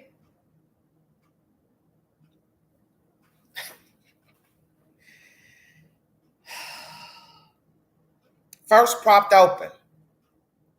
Then go back to get a phone. What do you need your phone for, teacher? You should have known to take the phone out with you anyway. When you first left the classroom. What the hell are we talking about here? And it's not to be disrespectful to the dead, if indeed this is a dead teacher we're speaking of. But this is crazy to me. Is this one of the dead teachers we're speaking of, sir? Lord have mercy. Hello, Donna. Now this makes no sense either. She goes back in to call 911. I'm running. He's how far away? I'm inside. I don't think to lock the damn door. Help me understand. Lord have mercy. This is too much. Certainly stated in preliminary interviews, but often these preliminary interviews and a cursory walkthrough doesn't reveal the type of information. And certainly, police officers, like anyone else, under stress, sometimes witnesses get it wrong.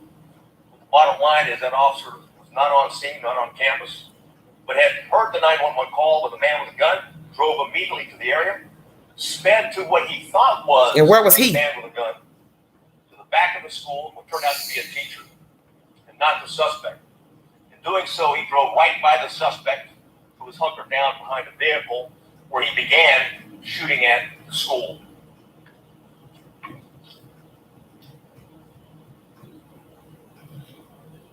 .11:31, the suspect shooting in between the vehicle is when it began. While the patrol vehicle gets to the funeral home. Multiple shots are fired outside the school at 11:31. Patrol car accelerates in the parking lot, drives by the shooter. That's exactly what I was talking about. That was the ISD officer at that time. He passes and leaves the camera view. There's multiple shots fired at the school at 11:32, at 11:32:27, 11:32:36. And 11:33 is when the suspect entered the school at the door that I'm pointing to now. At 11:33, the suspect begins shooting at the room 111 or 112. It's not possible to determine from the video angle that we have at this point in time. We do know this, that he shot more than 100 rounds based on the audio evidence at that time, at least 100 rounds. He entered at 11:33 11:33, he started shooting in the classrooms, 111 and 112. In 11:35, 3 police officers entered the same door as the suspect entered. All 3 of those police officers worked for the Uvalde Police Department. They were later followed by another 4, a team of Uvalde police officers, 3, and also a county sheriff, county deputy sheriff. So a total of 7 officers were on the scene. The 3 initial police officers that arrived went directly to the door, and 2 received grazing wounds at that time from the suspect, while the door was closed. So he shot through the door. More gunfire. Another 16 rounds was fired at 11:37. 1 at 11:37. At 16 seconds, 11:38, 11:40, 11:44. At 11:51, the police sergeant and USP agents started to arrive. 12:03, officers continued to arrive in the hallway. And there was as many as 19 officers at that time in that hallway.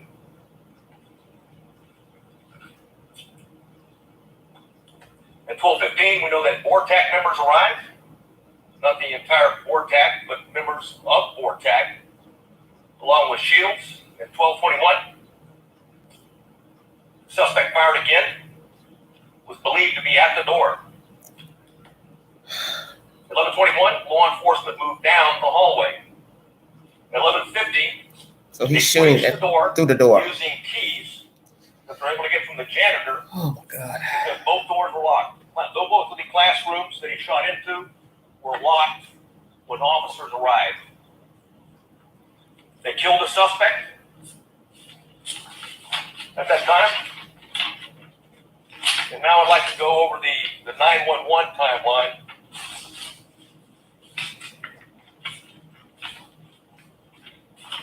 So I warn you, it's not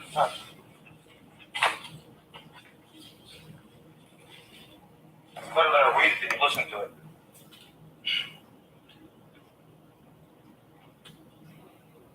The caller identified, I'll not say her name, but she was in room 112, called 911 at 12:03.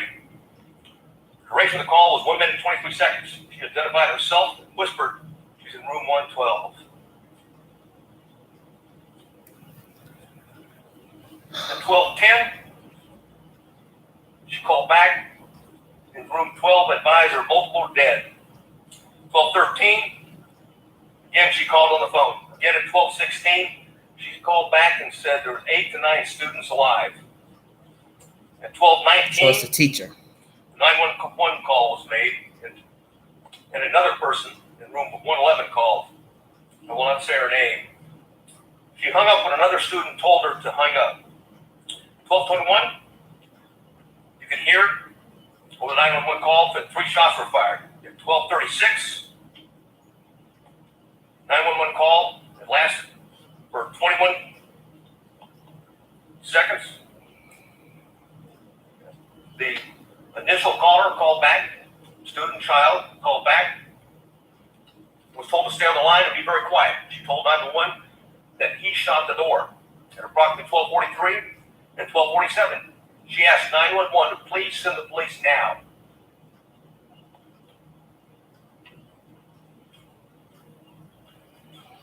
At 12:46, she said she could not, that she could hear the police next door. At 12:50, shots are fired. They can be heard. The 911 call. At 12:51, it's very loud and sounds like the officers are moving children out of the room. At that time, the first child that called was outside before the call cuts off.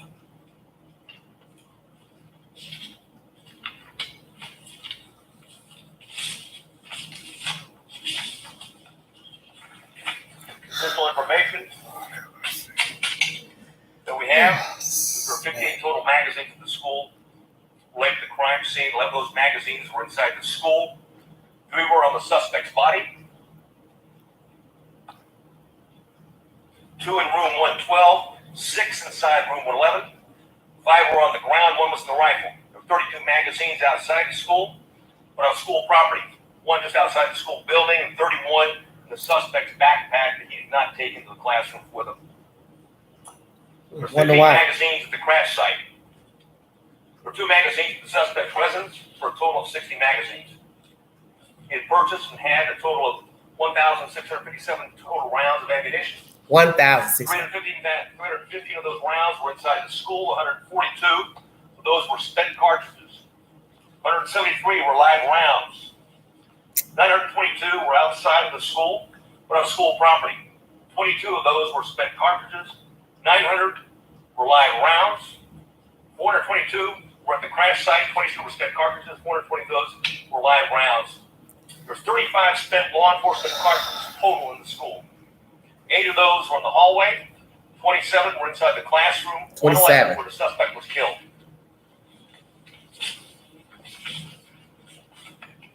I mentioned that we're going to go over quickly a digital timeline. Like we talked about early, and I want to correct something that was said early on in the investigation, is that he posted, on Facebook publicly that he was going to kill his, that he was going to shoot his grandmother, and secondly after that he was going to, that he had shot her, and third, that he was going to go shoot up a school. That did not happen. It was actually on a message. It was a Facebook messenger application to somebody else. A messenger. That he had a conversation So with. not a Facebook post, but a message, I guess, private chat. Because Facebook is not trying to own that responsibility. And I'll just do by date and time. Then Ramos asked his sister to help him buy a gun. She flatly refused. That was in September of 21. Okay. September, he tried to buy a gun. By help sister. She didn't want to help. He had Instagram before a group chat. And it was discussed that Ramos being a school shooter. That was on February 28th of 2022. On March 1st, 2022, there was an Instagram he had with 4 people. It was a chat. He discussed him buying a gun. On March 3rd, 2022, there was another 4-person chat. Quotations, word on the street is you are buying a gun. Ramos replied, just bought something. RN.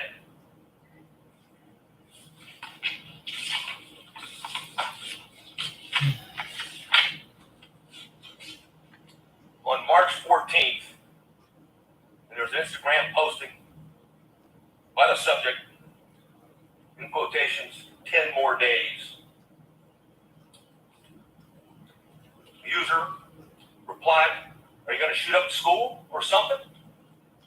The subject replied, no, and stop asking dumb questions and you'll see. So he was playing games with these people in these messages. Somebody still should have called. If you thought to ask that question, you should have called authorities. He told you no because he didn't want you calling the police, but he was playing games with them, mind games. I know you have any questions. It's ridiculous. As long as we can, answer as many of those questions as we can. If I can't, Yeah, nobody called the police. Right now, I'll simply say If that. you even think that he was going to shoot a school up, showing the guns, he was showing them for a reason. And he lied about shooting the school. Because he didn't want you to call the police on him. Should have still called anyway. Not consecutively, but currently, and thanks to our federal and local partners. I do want to mention behind me, we've got the FBI Special Agent in Charge. We also have an ATF Special Agent in Charge, or ASAC, and of course, who else do I got behind me? But the Texas Rangers, if there's any specifics that I haven't covered, that I might need their particular support on. I do want to cover one thing quickly, though, before I go to questions. And that's some of the questions that we received, that we have already received. And one of those is going around now that in fact, the subject has been one of the 2 arrested by the Texas Rangers, the local police, back in 2018. That's not the case. It was not one of the individuals. In fact, we have found no links, associations, and relationships to that investigation. Clearly, it was a threat. It was back in 2018. 2 juveniles were charged with attempted or conspiracy to commit capital murder. There's no question that we thought, we had evidence.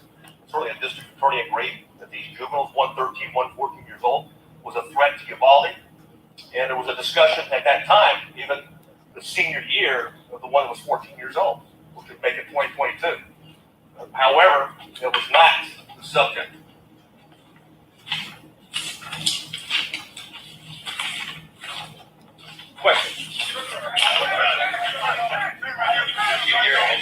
don't know if you're going to be able to hear these questions or not. It's kind of muffled. One thing I want to say, one thing I failed to say is that when we're done, we have Tony Bacon with us. He's going to translate into Spanish. Okay, what the answers to the questions are afterwards.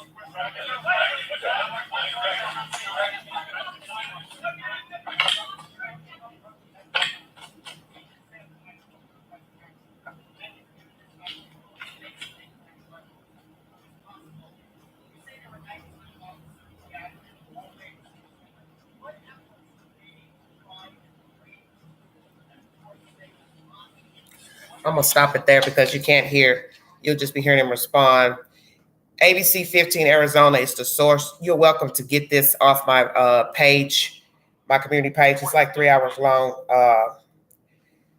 I'm going to recap this and then go on to my last story. Obviously, children call from the room. The teacher called from the room. And we have to believe that those are the same two teachers who are no longer living. One that made the phone call. As I said, I don't know why they didn't find a way to get in the door, push it with the RAM machine to get in the room, whether it was locked or not. We know this from law enforcement doing raids on private homes. They don't go call somebody for a damn key.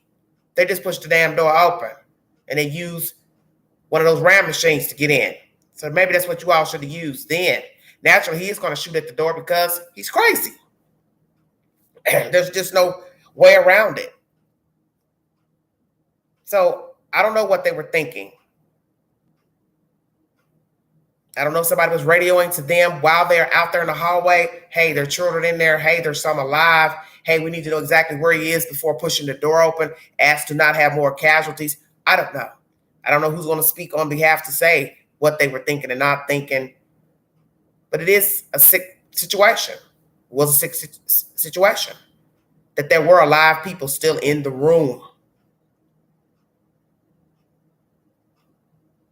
So everybody wasn't dead in the room, because for a teacher to call means one of the teachers were alive. And it's 112 and 111, two adjoining rooms, is where this debacle took place. But both teachers are now dead, from my understanding. So that means a teacher was alive to make a phone call to say he's in the room, one of the rooms. They hadn't been murdered yet.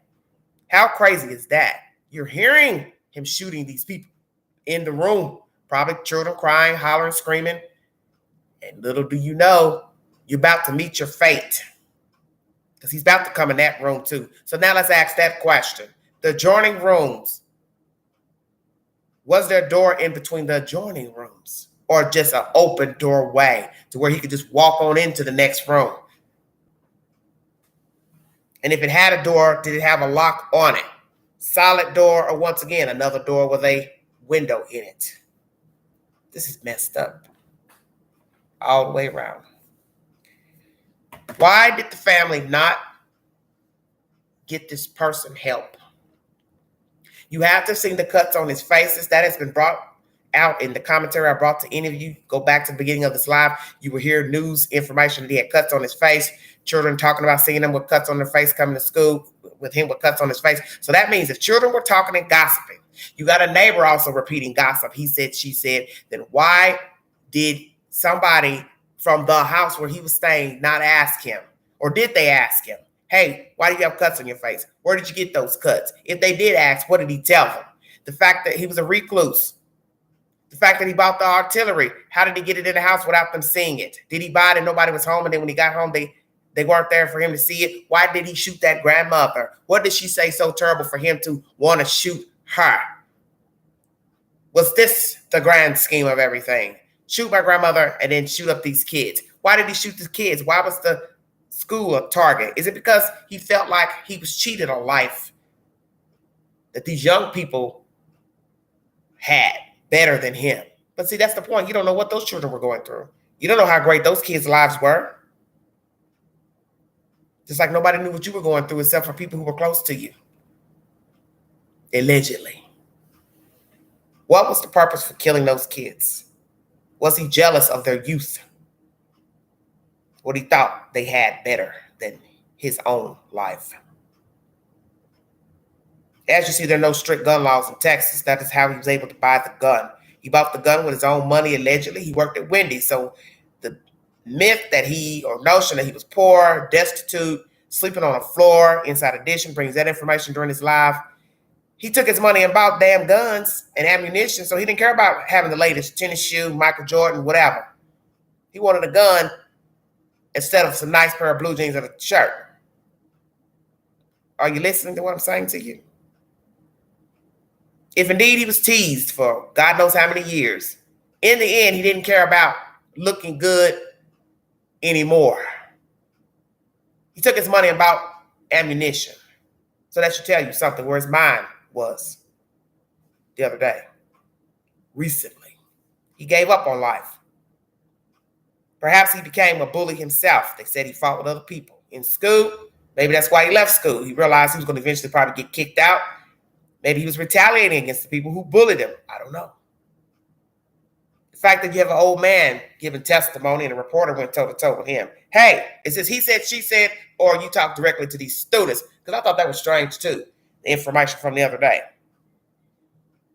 This guy reporting stuff, but it's like, did you know the kid, or are you just listening to stuff that you've heard?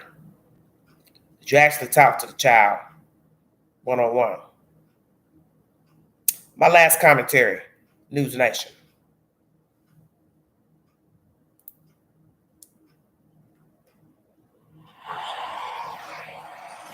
Hopefully she will make it out okay.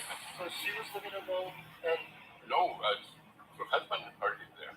also they're living together and the grandson. And the grandson was staying there with them because he got into a fight with his mom. How long you know he was staying with them? I don't have an idea how long. Do you know what he was fighting about with his mother? No, I don't. No, I don't. They usually would make fun of him because the way he dressed, he didn't have the money.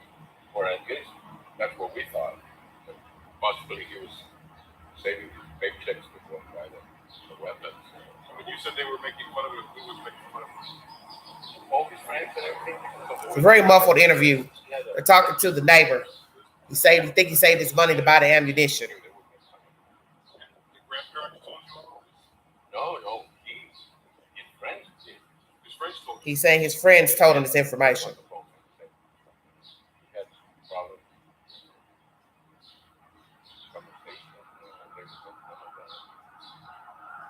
And he would touch himself. And he would tell his friends that his cat had scratched him. But later on he said no. He said a cat scratched his face. His friends were coming to you for help? No. They were just texting it on the phone. To you, what type of clothes was he wearing that they did? Well, just regular clothes, but not, like, what do you call them? But speaking of his clothes, he said not great clothes, I guess. Clothes that you buy at expensive stores. Not clothes you buy at expensive stores. Is your daughter the principal of the high school? No, Rob. Okay. The man speaking, his daughter is the principal of the Robb Elementary School. What was it like for you to endure yesterday, not knowing if she was okay? Until late at night, I kept wondering if she was all right. And later at night, she said, I'm okay. I said, how's Stephanie? She's okay too. Stephanie's your granddaughter? She's a student at the school? No, she's a parent liaison. What was the girl asking you earlier? The same thing that you were asking about my daughter and granddaughter. And did I know him? I said, no. I know his parents. I know his grandparents. We've known them all our lives. Based on what you know, why do you think he did this? I don't know. He was just mad at the world. Mad at the world? Yeah, like they wouldn't accept him, the way he was. It's the way, his conversation with the lips that he had and the way he dressed, they would make fun of him. What do you mean by the lips? He couldn't talk. Lips. I'm sorry. Yeah, the lips. Yeah. parents live nearby as well? Yes. Yes, his mom used to. She used to be she used to work at Northside Jalisco. Northside Jalisco. She was a waitress there. I haven't seen her in quite a while, but she was in San Antonio, and she said I came back.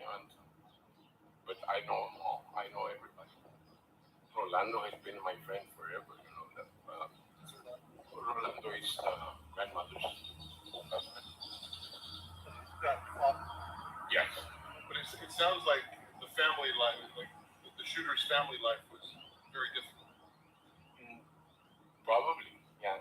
I think his mother has been on and off with guys, so he was probably.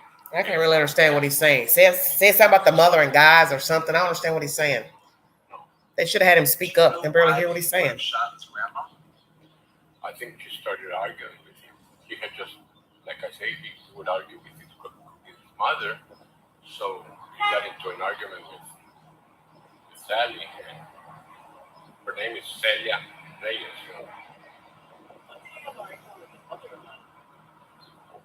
Oh, kids. Anything that you go against them, they go against you big time. Do you think his intention was to shoot up the school yesterday? I think since he went in, he had a bunch of magazines in his backpack. So I think he was just going to go through the school and get whatever he does. He probably wasted the first magazine on just that room alone. 19 children, and Esther, what are you saying? He looks what, feminine? He was confronted by a border patrol guy. He was the one that, by the time the police and everything there, he had already gone back. I apologize for being nitpicky about this, but the details you were talking about, him scratching his face and being made fun of. His friends said that. His friends? Oh, yeah. But I didn't know, is that something you heard directly from his friends, or is that just something you've read? That's on the phone. They wrote that on the phone that they were being investigated. They wrote that to you? No, they wrote it on the phone. It's like So see, he's repeating. He said, she said. Oh, stupid. I hate this stuff. I was just trying to understand if you had seen those messages personally, or is it something you've read about in the last day? Oh, in the last day, yeah. Okay, got it. Thank you for that. Yeah. Did he start to live with his grandparents? I have no idea. I don't know how many days he had been there, but was it recently or sometime? It's been fairly recently. Yes, he hasn't been there for too long. So I wonder, does he really know what he's talking about, this neighbor? I'm not trying to be rude. Somebody said a couple months ago, several months ago. Now he's a neighbor saying recently. So what's recent? Oh, mercy. Granddaughter. That's why sometimes you can't ask people stuff. Some of you are saying they argued about a phone. I don't know what they were arguing about. One article says it was about him not graduating.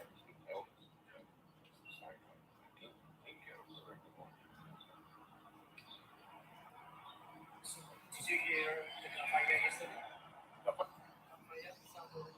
No, my brother did. My brother heard when they shot his grandmother at school. That was inside the room. That's enough of that.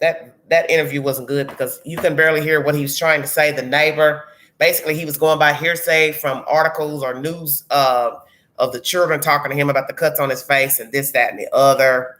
So in the end, you don't really know what's going on in somebody's house. I don't know what was going on in his house with the grandparents. I don't know what was really going on with his parents for him to get to the grandparents' house. The mother, I brought you commentary that she says he's not a monster. He would get aggressive. Well, he was getting aggressive for a reason. Aggression comes from something. A lot of people don't really like to own what the hell really goes on in their house, because if they're the contributing factor, they're not going to tell the public, yeah, I'm the reason why this child acts like this. That's why this child was acting out. It probably is a combination of a lot of things. He probably wasn't getting treated well at school. He wasn't getting treated well at home. Then he's put over here to another person's house, to the grandmother's house. He ain't jiving well with them because he's already jacked up by the time he gets to their house. So he's not going to school. He's cutting himself when he was going to school. Then he drops out. He's not going to school. I don't know when the grandmother found out that he wasn't attending school. Did she just find out recently? What? Or she's looking at everybody else graduating. She's upset because this kid's in her house not doing nothing. But my thing is, why the hell was he sleeping on the floor in your house on a mattress? That's what Inside Edition says. So where did they get that information from? Because you look well-to-do in your pictures. So I'm trying to figure out, why is this kid sleeping on a damn floor? And how many people were living in your house? Did he even have a bed? Why didn't he have decent clothes? You can get clothes anywhere. You can go to Goodwill and thrift stores and get nice, decent clothes. You have area churches who take in donations from people that go to their church. You want me to believe there's nowhere in Texas that has donations where they give free clothes? I don't believe that. I know how the South goes. That's far south, Texas, but same values as Tennessee. Good old boy state, Christian states, love to help. That's why we're called the volunteer state. For those who didn't know that about Tennessee, it's BS. There's always help for children, if nobody else, children and the elderly. So what was really going on in his household with the mother and then the grandparents' house? This shift of moving him around. And naturally, that's going to make a child very angry too. They're going from house to house. You know, who's to say that even if he was mistreated by his mother or whoever was in her house, he probably didn't want to leave her, because that's what people don't understand. Children have, love for their family, even when their family treat them like what, because they're children. They could be getting beat to sleep, but they don't want to leave. But then another child might want to leave. See, we don't even know what the hell was going on with the mama. Then we got news reports saying that he came from a drug addiction in the family. Well, who was on drugs? See, you don't know nothing. So now we got to wait to see if this woman can talk, and she's going to tell us the truth about what really happened on that day with her grandson. And why did he shoot her and not the grandfather? I'm done with this story, because we're not getting nowhere about nothing. Just a bunch of, I'm just saying, a bunch of he said, she said. Oh, Lord. Depressing. Go to my community page. You'll see a post from 11 Alive where a young child is speaking about what happened in the schoolhouse. I'm going to take you down to my last story so I can get out of here. I'm almost at 2 hours. There's a young lady on the run. She's accused of murdering another woman. It's a love triangle gone terribly, terribly wrong. They've got notions that she's in New York City. Wow. Crazy, crazy, crazy. News Nation Now is the source. Last story of the hour. Thank you all for joining me. If you'd like to donate to the channel, $BigAngie129 Cash App. All super chats, stickers, everything is welcome during this live. Thank you all so much.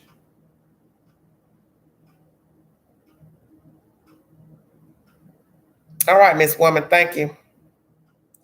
So it's about the boyfriend, is that what you're saying? Yes, Mary, that's what I'm saying. If he had enough money to buy guns 2 days, 3 days in a row, he could have bought himself some clothes and shoes. He chose to buy those guns because he'd already given up on life. He knew he was done. I'm getting ready to end this train I've been on, this train wreck of life. I'm done. I'm checking out. That's what he did. Thank you for joining me. Or woman, and what it's like to be hunted, and if it's different if you're a woman. Dan Eckert is an attorney. He is also a former federal prosecutor and a special agent. And Seth Ferranti spent 2 years on the run from the U.S. Marshals, eventually making their most wanted list. And after his capture, he spent 21 years in federal prison, so he knows a thing or two. Gentlemen, thanks. Dan, I'm going to begin with you if I can. They let her go. I found that odd. Yes, okay, the misdemeanor wasn't, it wasn't the right paperwork, but don't you keep a real eagle eye on someone like that so that, this doesn't happen and it becomes a woman hunt? Yeah, that's very problematic, I think, for the law enforcement officials involved in this case. I mean, I read the affidavit earlier today and saw that they had her, at least in police custody. They were questioning her, and there were a lot of details which you just discussed that show that she had some involvement, or at least was at the location of the murder. I'm really curious as to what steps they took. Aside from arresting her, again, what things did they do to surveil her, to try to track her, to try to keep an eye on her, because she's obviously a prime suspect in this investigation.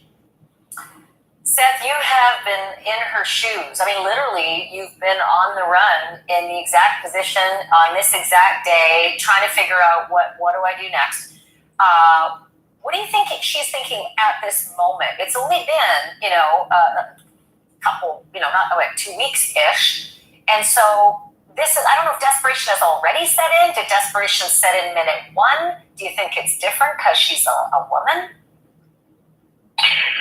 No, I think it's the same, whether you're a man or a woman, you just have this urge, to just escape. Anytime you find yourself in a situation, especially a situation like this, that involves law enforcement and they're looking for you. I mean, just that urge to get away, that urge to escape, that urge to remove yourself from the situation is so strong. I felt that urge. I wanted to disappear. I wanted to kind of escape the reality so I could kind of process what was actually happening. Seth, she's a yoga teacher, so I can only assume she understands, how to bring in the Zen. I don't know how she could find the Zen in a moment like this, but it does, lead to a better question, which is, are you so frantic in these early days that you blindly run? Or in these early days, are you thoughtful, methodical, and strategic? Or is it different for everybody? I think it comes down to the classic, fight or flight. Some people in that fight or flight moment, they can really think about what's going on. They can get real methodical. They can plan. They can get strategic, like you said. But other people are just like in the wind. They're just running because they're frantic. I mean, with her, I don't know her, so I can't say, what the situation is. But, being that she is a yoga instructor, if she can find that inner calmness, maybe she is, doing a lot of strategic planning. Maybe she is like trying to remove herself and get as far away from the situation as possible. I wonder if she's cut off all that, beautiful red hair, which is like a red flag, Dan. And also, and here's the big thing, I'm assuming that federal agents, U.S. Marshals, and any other jurisdiction that's on the hunt for this woman have locked onto her family and her friends and anybody else she might find support from. Is that kind of how they begin to fan out? Keep eyes on the people she may be knocking on the back door of for a, sandwich? Yeah, exactly. Just like in other cases that, we've discussed in the recent past. I mean, there are so many people out there that are going to have interest in this case because of the publicity that your show and other shows are bringing, that they're going to be getting phone calls. I mean, this is, the marshals are taking a lead on this case apparently. And the way the marshals work, it's not what a lot of people think, that it's just, the U.S. Marshals, just the federal agents that are deputized as marshals. They've got task forces throughout the country. And what they do is they cross-designate or deputize local, state officers to work on their task force. So what you do is you multiply now your sources of information, not just from the federal level, but you have these individual police officers and detectives that have whole armies of informants for various cases, drug cases, fraud cases. Those sources will be engaged and will be tapped into to see if they know anything about this person's whereabouts. So, but she's not, Dan, she has no criminal background. It's not like she's got a gang, down on the bad part of town. It's not like they could tap into a group to put the pressure on, do a concentric squeeze, and threaten information or else.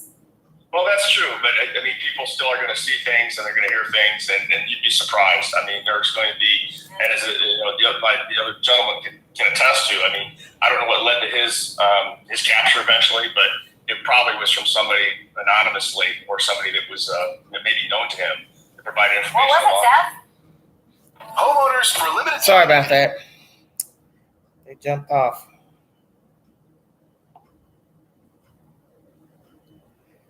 Let's see what they're talking about here. The height of war on drugs, I continued to sell marijuana. So, it was my own fault. But, I think with Kaitlin, especially, being an attractive woman, I mean, she's probably smart enough that she's not going to go to a known family member or a known relative, because the U.S. Marshals are going to be on that. They're already contacting all those people as we speak, if they haven't already. But, I mean, she's probably has some contact, with some old boyfriends, some old friends from college, where she could easily go hide anywhere in the United States, or maybe even she knows someone in Mexico, and she could just go hang out. Maybe when the people see a news report like this, they might question it, but if they have that friendship, if they have that bond, if they have that man-woman relationship, I mean, they're going to turn a blind eye. They're going to help her. I think the one advantage that a woman has is, men like to help women. So, she does have that advantage in this. And I'm sure she's having no problem. That is such a good point. Mm-hmm. Very good point. That is such a good point. I didn't think of it. But Dan, is that a tool that the U.S. Marshals can also harness? I mean, two could play at that game, and they could set a honey trap for her too? Yeah, again, I'm not knowing anything much about her personality except what was in the affidavit. I do think that one issue that is probably unique to her because she doesn't have a criminal background is, she's going to have family, she's going to have people that are probably her supporters, but you have to ask yourself, if these people are criminals, if they have no criminal history, are they going to want to expose themselves to potential prosecution for being involved in what people do though, criminal record or not. If you're her mom, you know what I mean? There's still people who help. Parent away from their kid no matter what. But listen, last question. And Dan, I don't know the answer to this because the technology's changed a lot. But I'm guessing that she's not dumb enough to have her phone on her, right? So that's an awesome, easy tool. Well, we'll see. But if she is accessing that phone at some point or has texted or done something, can the authorities figure out a way to at least tap into the cloud to figure out what her current activity is? Or is that a Fourth Amendment issue, given that she's not, they're not there with the phone? They'd have to actually go in through Apple if she has an iPhone. Yeah, what they probably have already done is they probably already applied and obtained cell tower information, and that's something that's done routinely. In fact, I just had a murder case in Michigan where that was some of the evidence that was used against my client. So they're going to tap into that, and if she's using the same cell phone number, it'll be able to show which towers her cell phones are pinging off from throughout the country. And my guess is that they've asked Colin a whole lot of questions about what do you think her passwords are? And then once you have the passwords, you're in, right? Off you go. You don't have to call Apple and say you're going to have to figure out a way to find this girl. Thank you, both of you, Dan Eckert and Seth Ferranti. I think this is fascinating. We don't do a lot of woman hunts, so when one comes along, besides kind of a different Alabama. technology. So thank you for the insight, guys. Appreciate it. Thank you. All right, thank you. All right, that's News Nation now. News Nation, rather. Where is she? Where is Kaitlin Armstrong? Been on the run a little while. Why did she kill that lady? I believe I heard the other day that the family said that the victim wouldn't have been involved in an affair. Well, my thing is, you don't know what people will do and not do. You could say she didn't appear to you to be the type that would mess around with a man that had a woman. But in the end, you don't know what a person will and won't do. This was uploaded 3 days ago. CNN is the source. This is giving you a synopsis of what is going on and why this woman is on the run. And obviously she's guilty, because why run? If you didn't kill the lady, you have no reason to run. You wouldn't even have a reason to get an attorney if you were present. On the run as authorities in Texas investigate a possible love triangle murder. Kaitlin Armstrong, Good old Texas. on the left, is believed to have shot and killed star cyclist Annabelle Wilson, who allegedly dated Armstrong's boyfriend, 35-year-old pro cyclist Colin Strickland. We get more details now from CNN's Ed Lematera.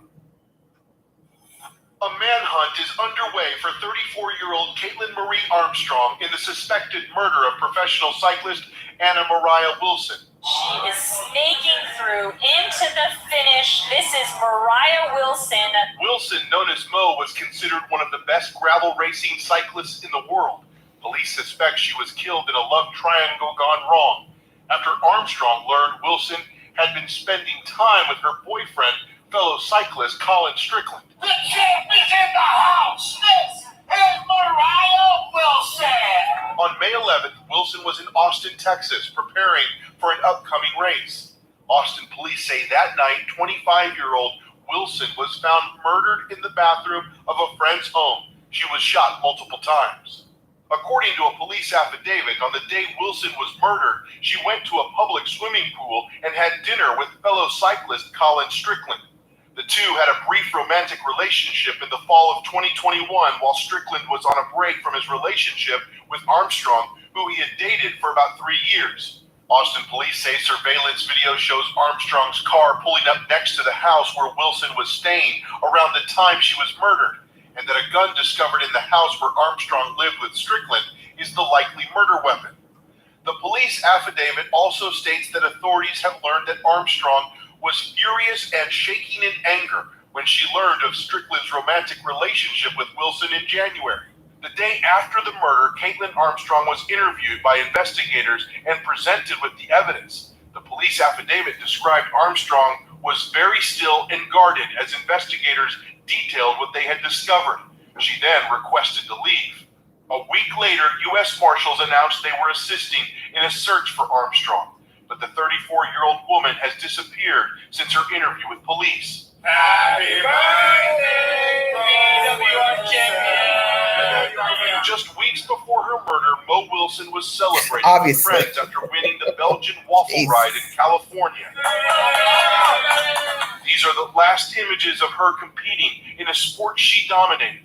Wilson is described as a role model, yet shy and compassionate, an athlete who developed an intense passion for cycling while growing up on the bike trails of Vermont. In a statement to the Austin American-Statesman newspaper, Colin Strickland says he cannot adequately express his regret and torture that he feels for his proximity to the murder of Mo Wilson. Wilson's family says they are not commenting on the details of the investigation, only to say that at the time of her murder, they do not believe she was involved in a romantic relationship with anyone. Ed Lavendera, CNN, Dallas. Well, let's go here.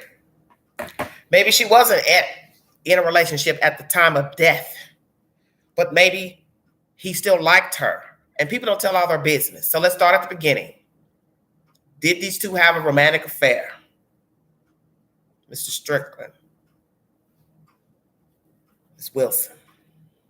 He feels terrible about what has happened, his proximity to the case. I guess you would feel something. You should feel something. Not saying you're behind it or aided or facilitated the murder. But a decent human being with empathy should feel something, because you know being with her is what led this cuckoo bird to go off. So you have to ask all the various questions of this situation. What happened between he and the suspect? Why did they break up? Were they actually broken up when he met Miss Wilson? One reason why I'm going to say he probably been lying to her is because of what was said in this commentary. That's why you have to listen to everything that's being said. They said that the gun used, they believe, was in that house that he shared with her. So that means what? They were still living together when he was messing around with this chick back at the fall. Stay woke. Where was he living when he was messing with her? Did he tell her he just broke up with the girlfriend? Were he and the girlfriend still living together when he met Miss Wilson? They say it stopped in January, but her family says they don't believe she was messing with anybody at the time of her death. So once again, where was he living? Boyfriend and new lover.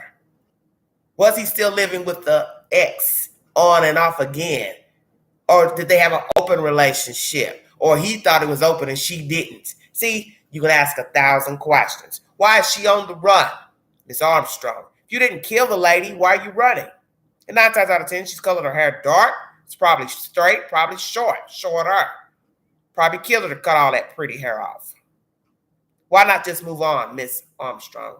What was so special about this man that you're willing to hunt this lady down? And how did you find her?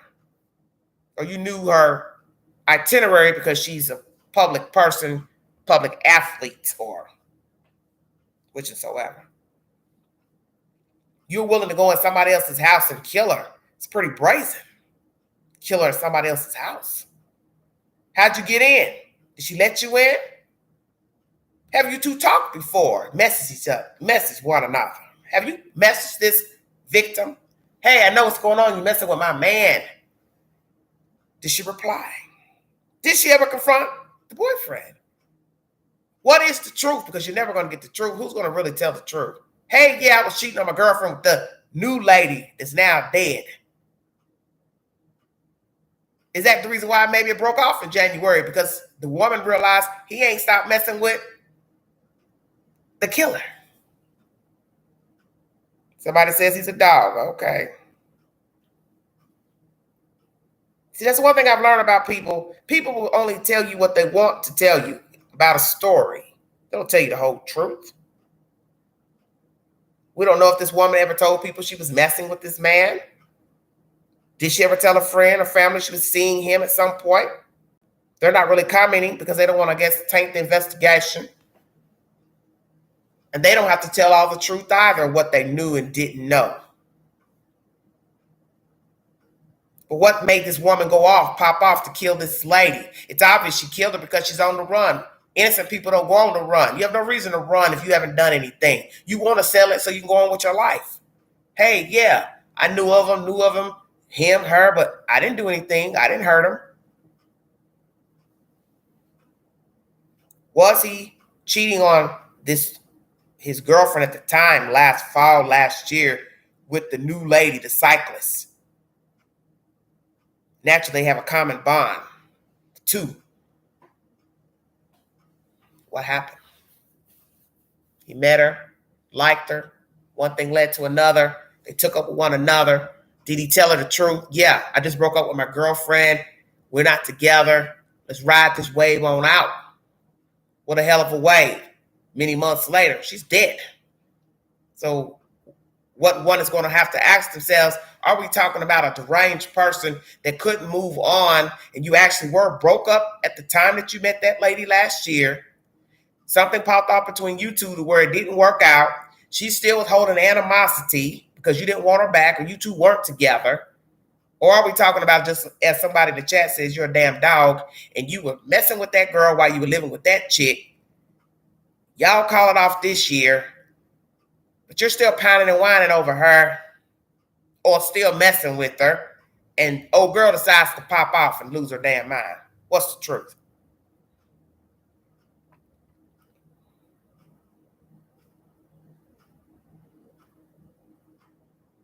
It's a bad story. I want to see what else I can find pertaining to this wicked story, because this is some very, very bad business pertaining to this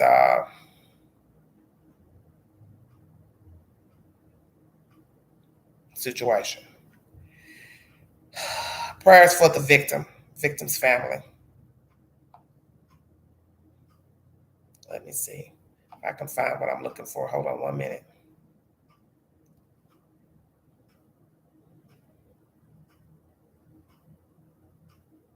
I'm going to go into Google. That'd be my best bet. Hold on 1 second.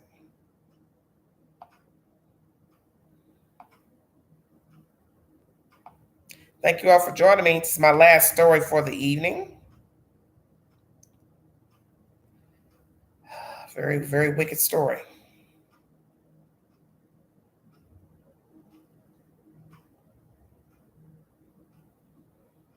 Probably never get the truth about what really happened with these people. Because people just don't like to tell you everything. Passion, I guess. Of course. Now we got different things. Let's see what the father has to say. This is Newsweek.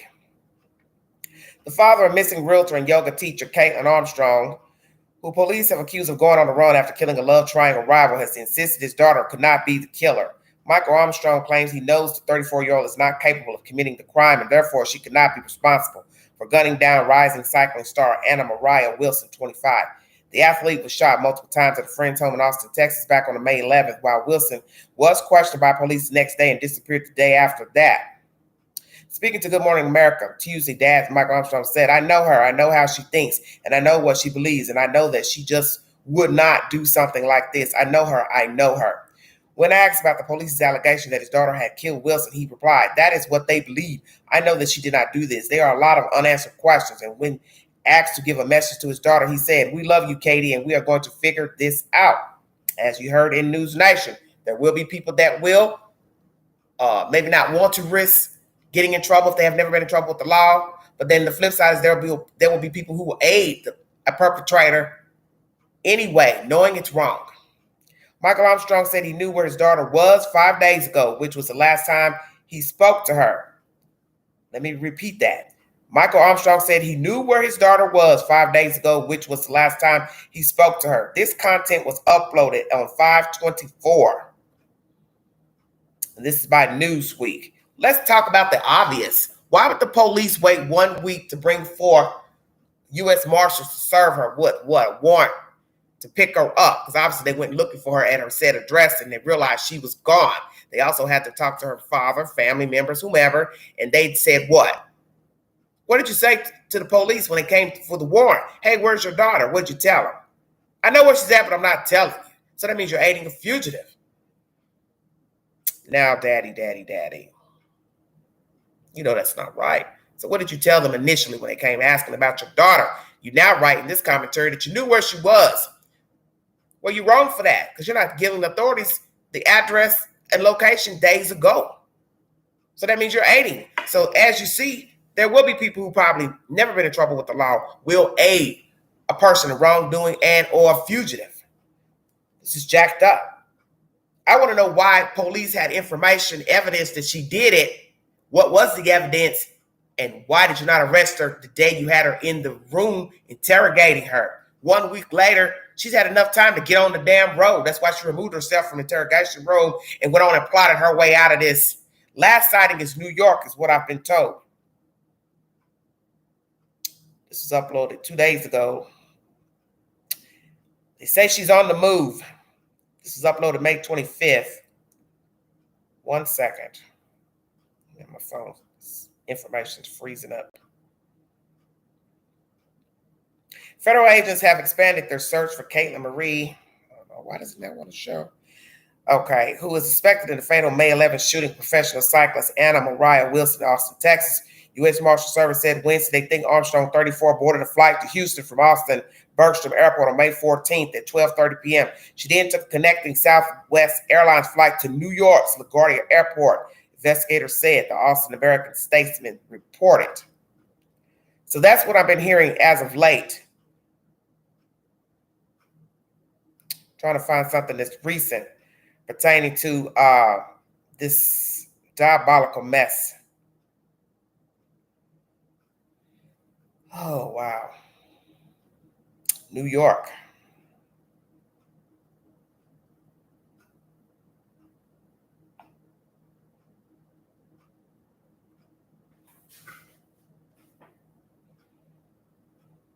New York City.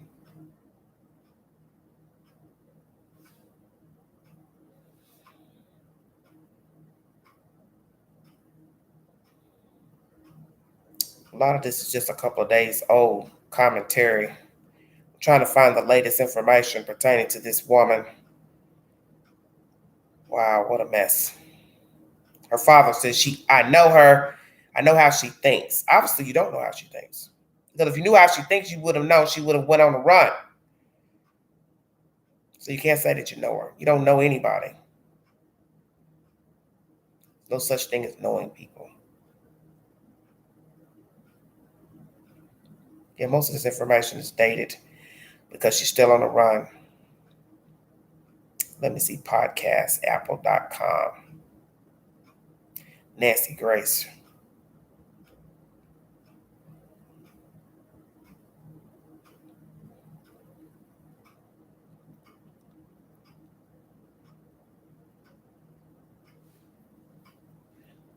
Here we go. True crime. An international manhunt is underway for the suspected killer of a professional cyclist, Mariah Mo Wilson. Authorities say 34-year-old yoga teacher Kaitlin Armstrong shot, killed 25-year-old Wilson in a jealous fit of rage, allegedly for having an affair with Armstrong's boyfriend, Colin Strickland, who was also a top-rated professional cyclist. On the night she was killed, Wilson was in Austin, Texas, preparing for a race. Police say she went on a date with Strickland, first swimming with him in a popular pool and then having dinner together. After the date, Wilson returned to the house where she was staying. Minutes later, she was shot dead. Police say Armstrong knew about the date because she'd been stalking Wilson. See, that's what I was trying to get to. How would she have known where to find the woman? The woman was at a friend's house preparing for a race. So that means the crazy nutbag had to have been stalking her. How does she know how to find her? Where she lived? That means she had been Googling, searching, going through cell phone records, getting telephone numbers from the boyfriend. Stay woke, everybody. Here we go. Police say Armstrong knew about the date because she'd been stalking Wilson. Ring camera video shows the suspect's car outside the house around the time of the murder. So, Daddy, you're sitting here saying you know your daughter. Well, so what are you saying? The Ring camera lied about the car being near the house? What the hell is her car being over here in Austin, Texas at this girl's friend's house? Since you know your daughter. You didn't explain that. See, I love when people like to defend people wrongdoing. Explain what your daughter's car was doing at the scene of a murder. Just curious. Strickland says he's cooperating in the search for Armstrong. Armstrong's family says she is innocent. All right, this is information for Nancy Grace podcast, apple.com. What a very interesting storyline. Very interesting. Yeah, boy. My daughter would never do that. She would never. Yeah, well, kind of think she did. Ooh, Lord have mercy. What a mess.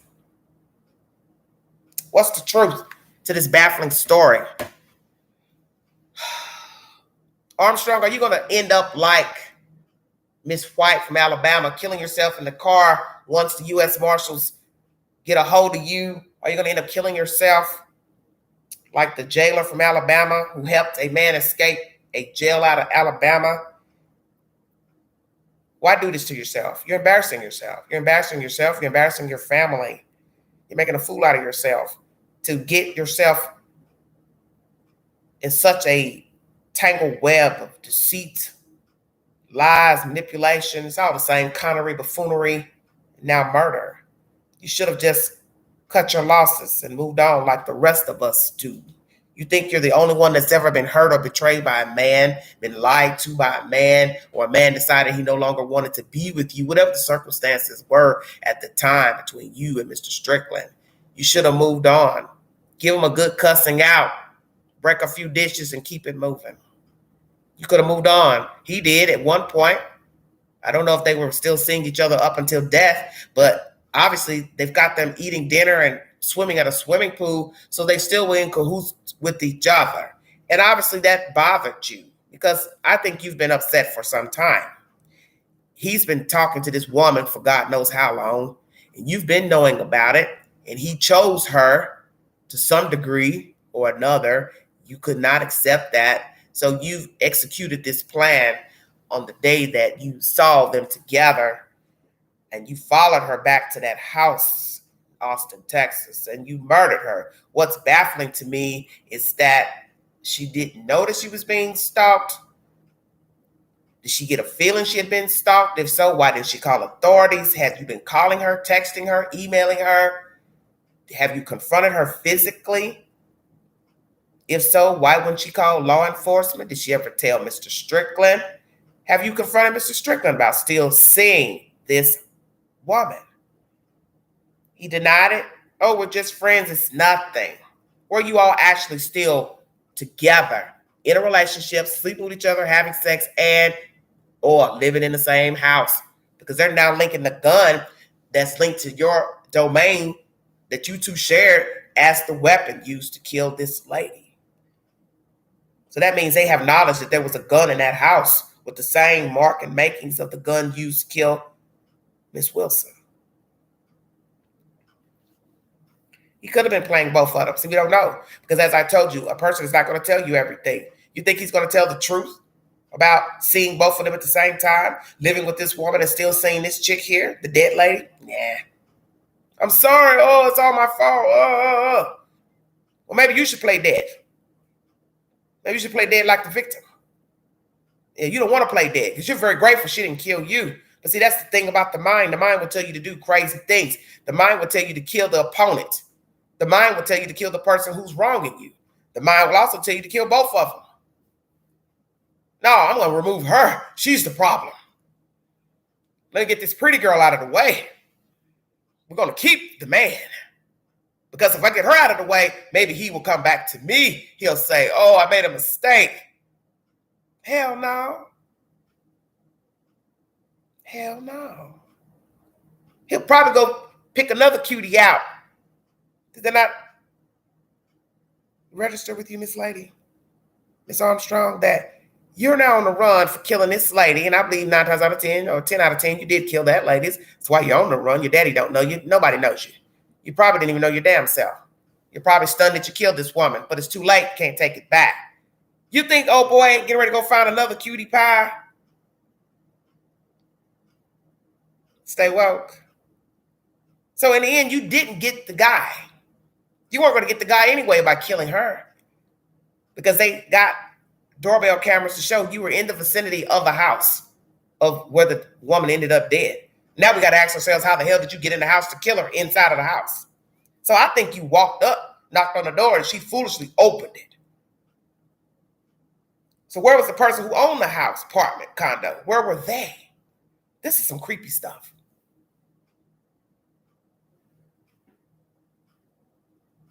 This is real creepy.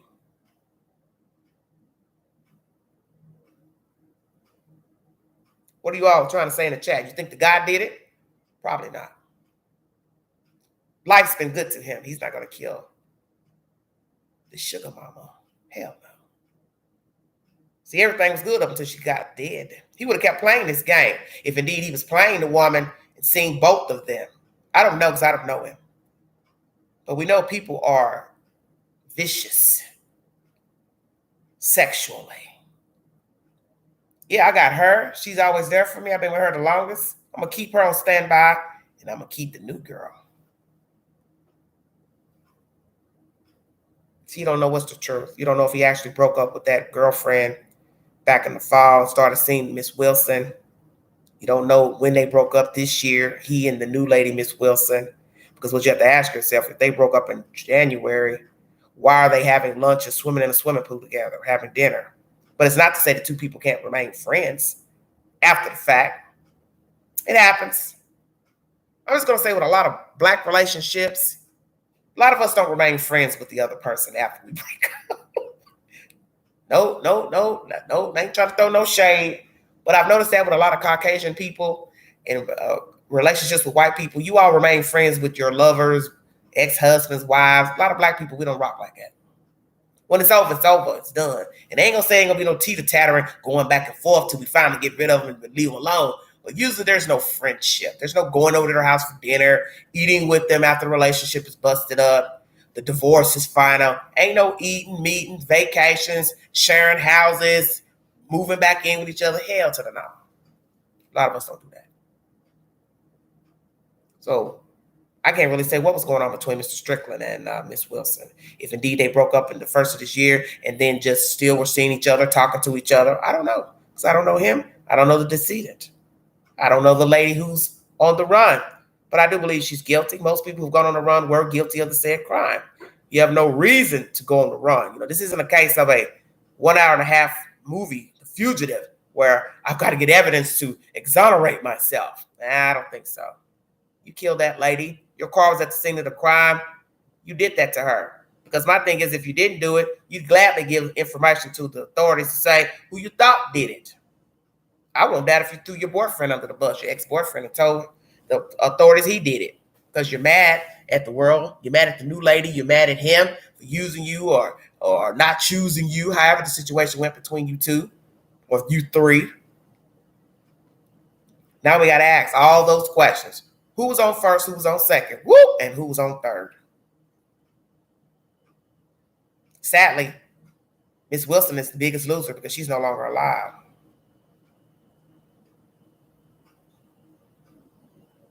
Yeah, they had dinner, swimming in a swimming pool as well. So they were fraternizing. And as I said, it's not to say that they weren't just being cordial with one another. But see, we don't know what's the truth because we have to get Mr. Strickland to tell the truth. Were you still seeing the lady the night she got killed? Were you two still dating, having sex? What's the truth? Had you officially broke up with the girlfriend when the new girlfriend or friend was found dead, shot up, with a gun believed to have come out of your house? So that leads me to believe you two were still dating. Because why are the police saying there's a gun that matches a gun from your house with her? That's the gun used to kill the new lady. So that means you and the girlfriend were still boyfriend and girlfriend. You're still living together. And I do see that time to time with Caucasian couples. You all will still live in the house with each other, but there's no sex, there's no talking. You're just sharing rent expenses because each name is on the domain. Not a good idea. We'll get to the truth eventually. When I get more information, I will bring you whatever I get. But last sighting, old girl that took a flight southwest out of Texas to New York. What is she doing in New York? Does she have friends, family there? A hideaway, cabin, condo? Has she disguised herself, cut her hair, changed her hair color? What? Is she down dark or straight, dark or short? What are we talking about? Kaitlin Armstrong. You've done yourself a disservice, ma'am. You told the devil he was a winner. And you let the devil use you to kill this lady to now go on the run. So you will never have Mr. Strickland. Do you understand? So you cheated yourself. You could have shined and went on with your life, did great things with your life, found you another partner at some point down the road, and showed Mr. Strickland that you've moved on. That no matter what happened between you and he, that you're good and you're worthy. See, the best medicine in revenge is to keep shining. To show that I ain't bothered by you. I don't need you and I ain't bothered by you. That's the best revenge. Laying low and being quiet. Saying nothing.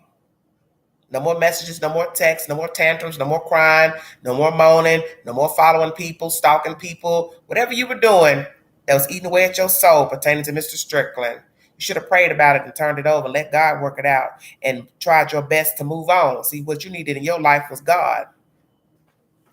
You didn't have God in your life, you see, because had you had God, you could have prayed about it and said, Lord, just remove this pain I'm feeling for this man. I'm angry. He's still seeing this lady. You know, whatever was going on, whatever he was saying, not saying, whatever, because I don't know all the details. You should have turned it over and let God handle it. Because if God would pick up the slack. But you didn't give yourself that chance. You still pining and moaning about some damn woman. And then you went and snuffed that lady out. Now you're on the run trying to act like you ain't done nothing. You know you killed that lady. And your daddy knows you killed that lady. And he ought to be ashamed of himself to say he knows you. He don't know you. Because if he really knew you, he'd have known that you were capable of killing that lady. I know how she thinks. I know how she thinks. Sir, you can repeat it 1,000 times. Doesn't make it so. And the fact that you told a news outlet that you knew where she was as of 5 days ago, that shows me right there, you just as crazy as your damn daughter. That you would be aiding your child knowing she's on the run for a crime. U.S. Marshals are hunting your child. Do you not understand the severity of this, sir? She took a life. You have the nerve to tell the general public, yeah, I know where she was. I talked to her on the phone, and I know where she's at.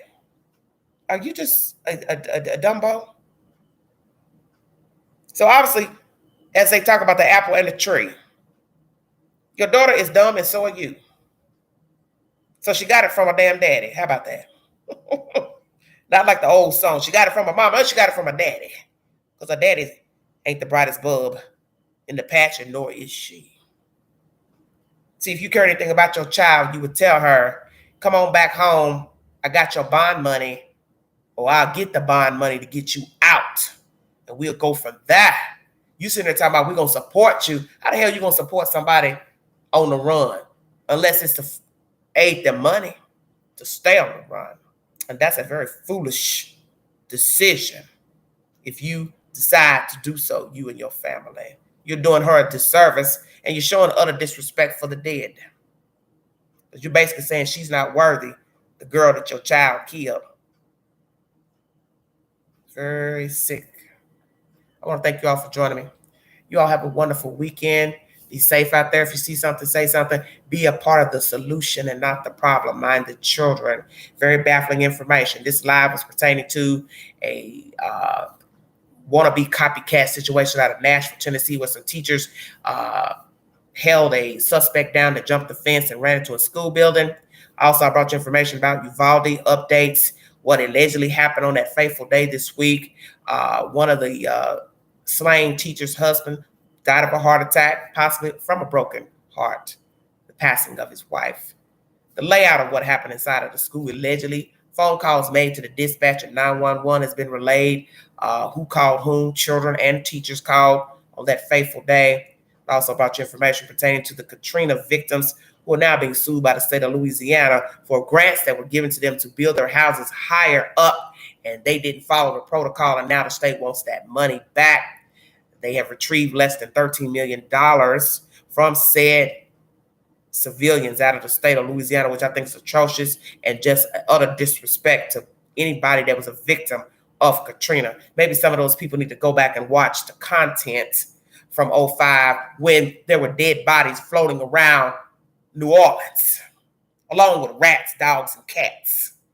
Maybe some of you should get a playback. You might rethink about suing these people for monies. When I get more pertaining to that atrocity out of Louisiana, I'll bring you an update to that too.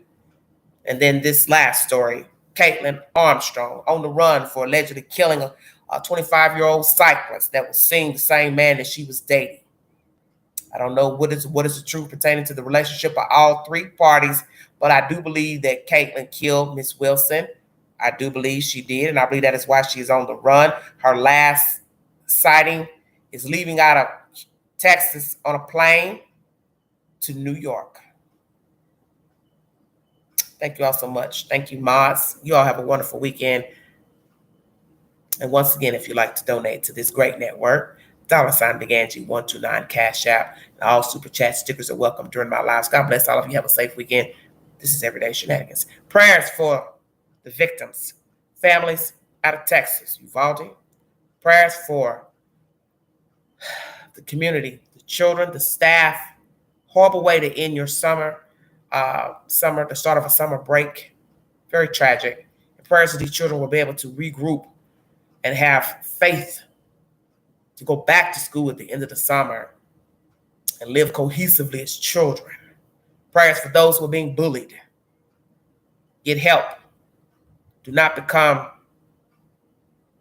a YouTube video story nation, national story. Get help. There is help out there. And if you are indeed a bully, stop. You don't want to be that person. That's the worst person you can be, is a bully. That means you don't value yourself, that you think it's okay to go out here and tease other people, whether you're a child or an adult. Stop it. And if you know your child's a bully, stop it. And if you know your child is being bullied, put a stop to it.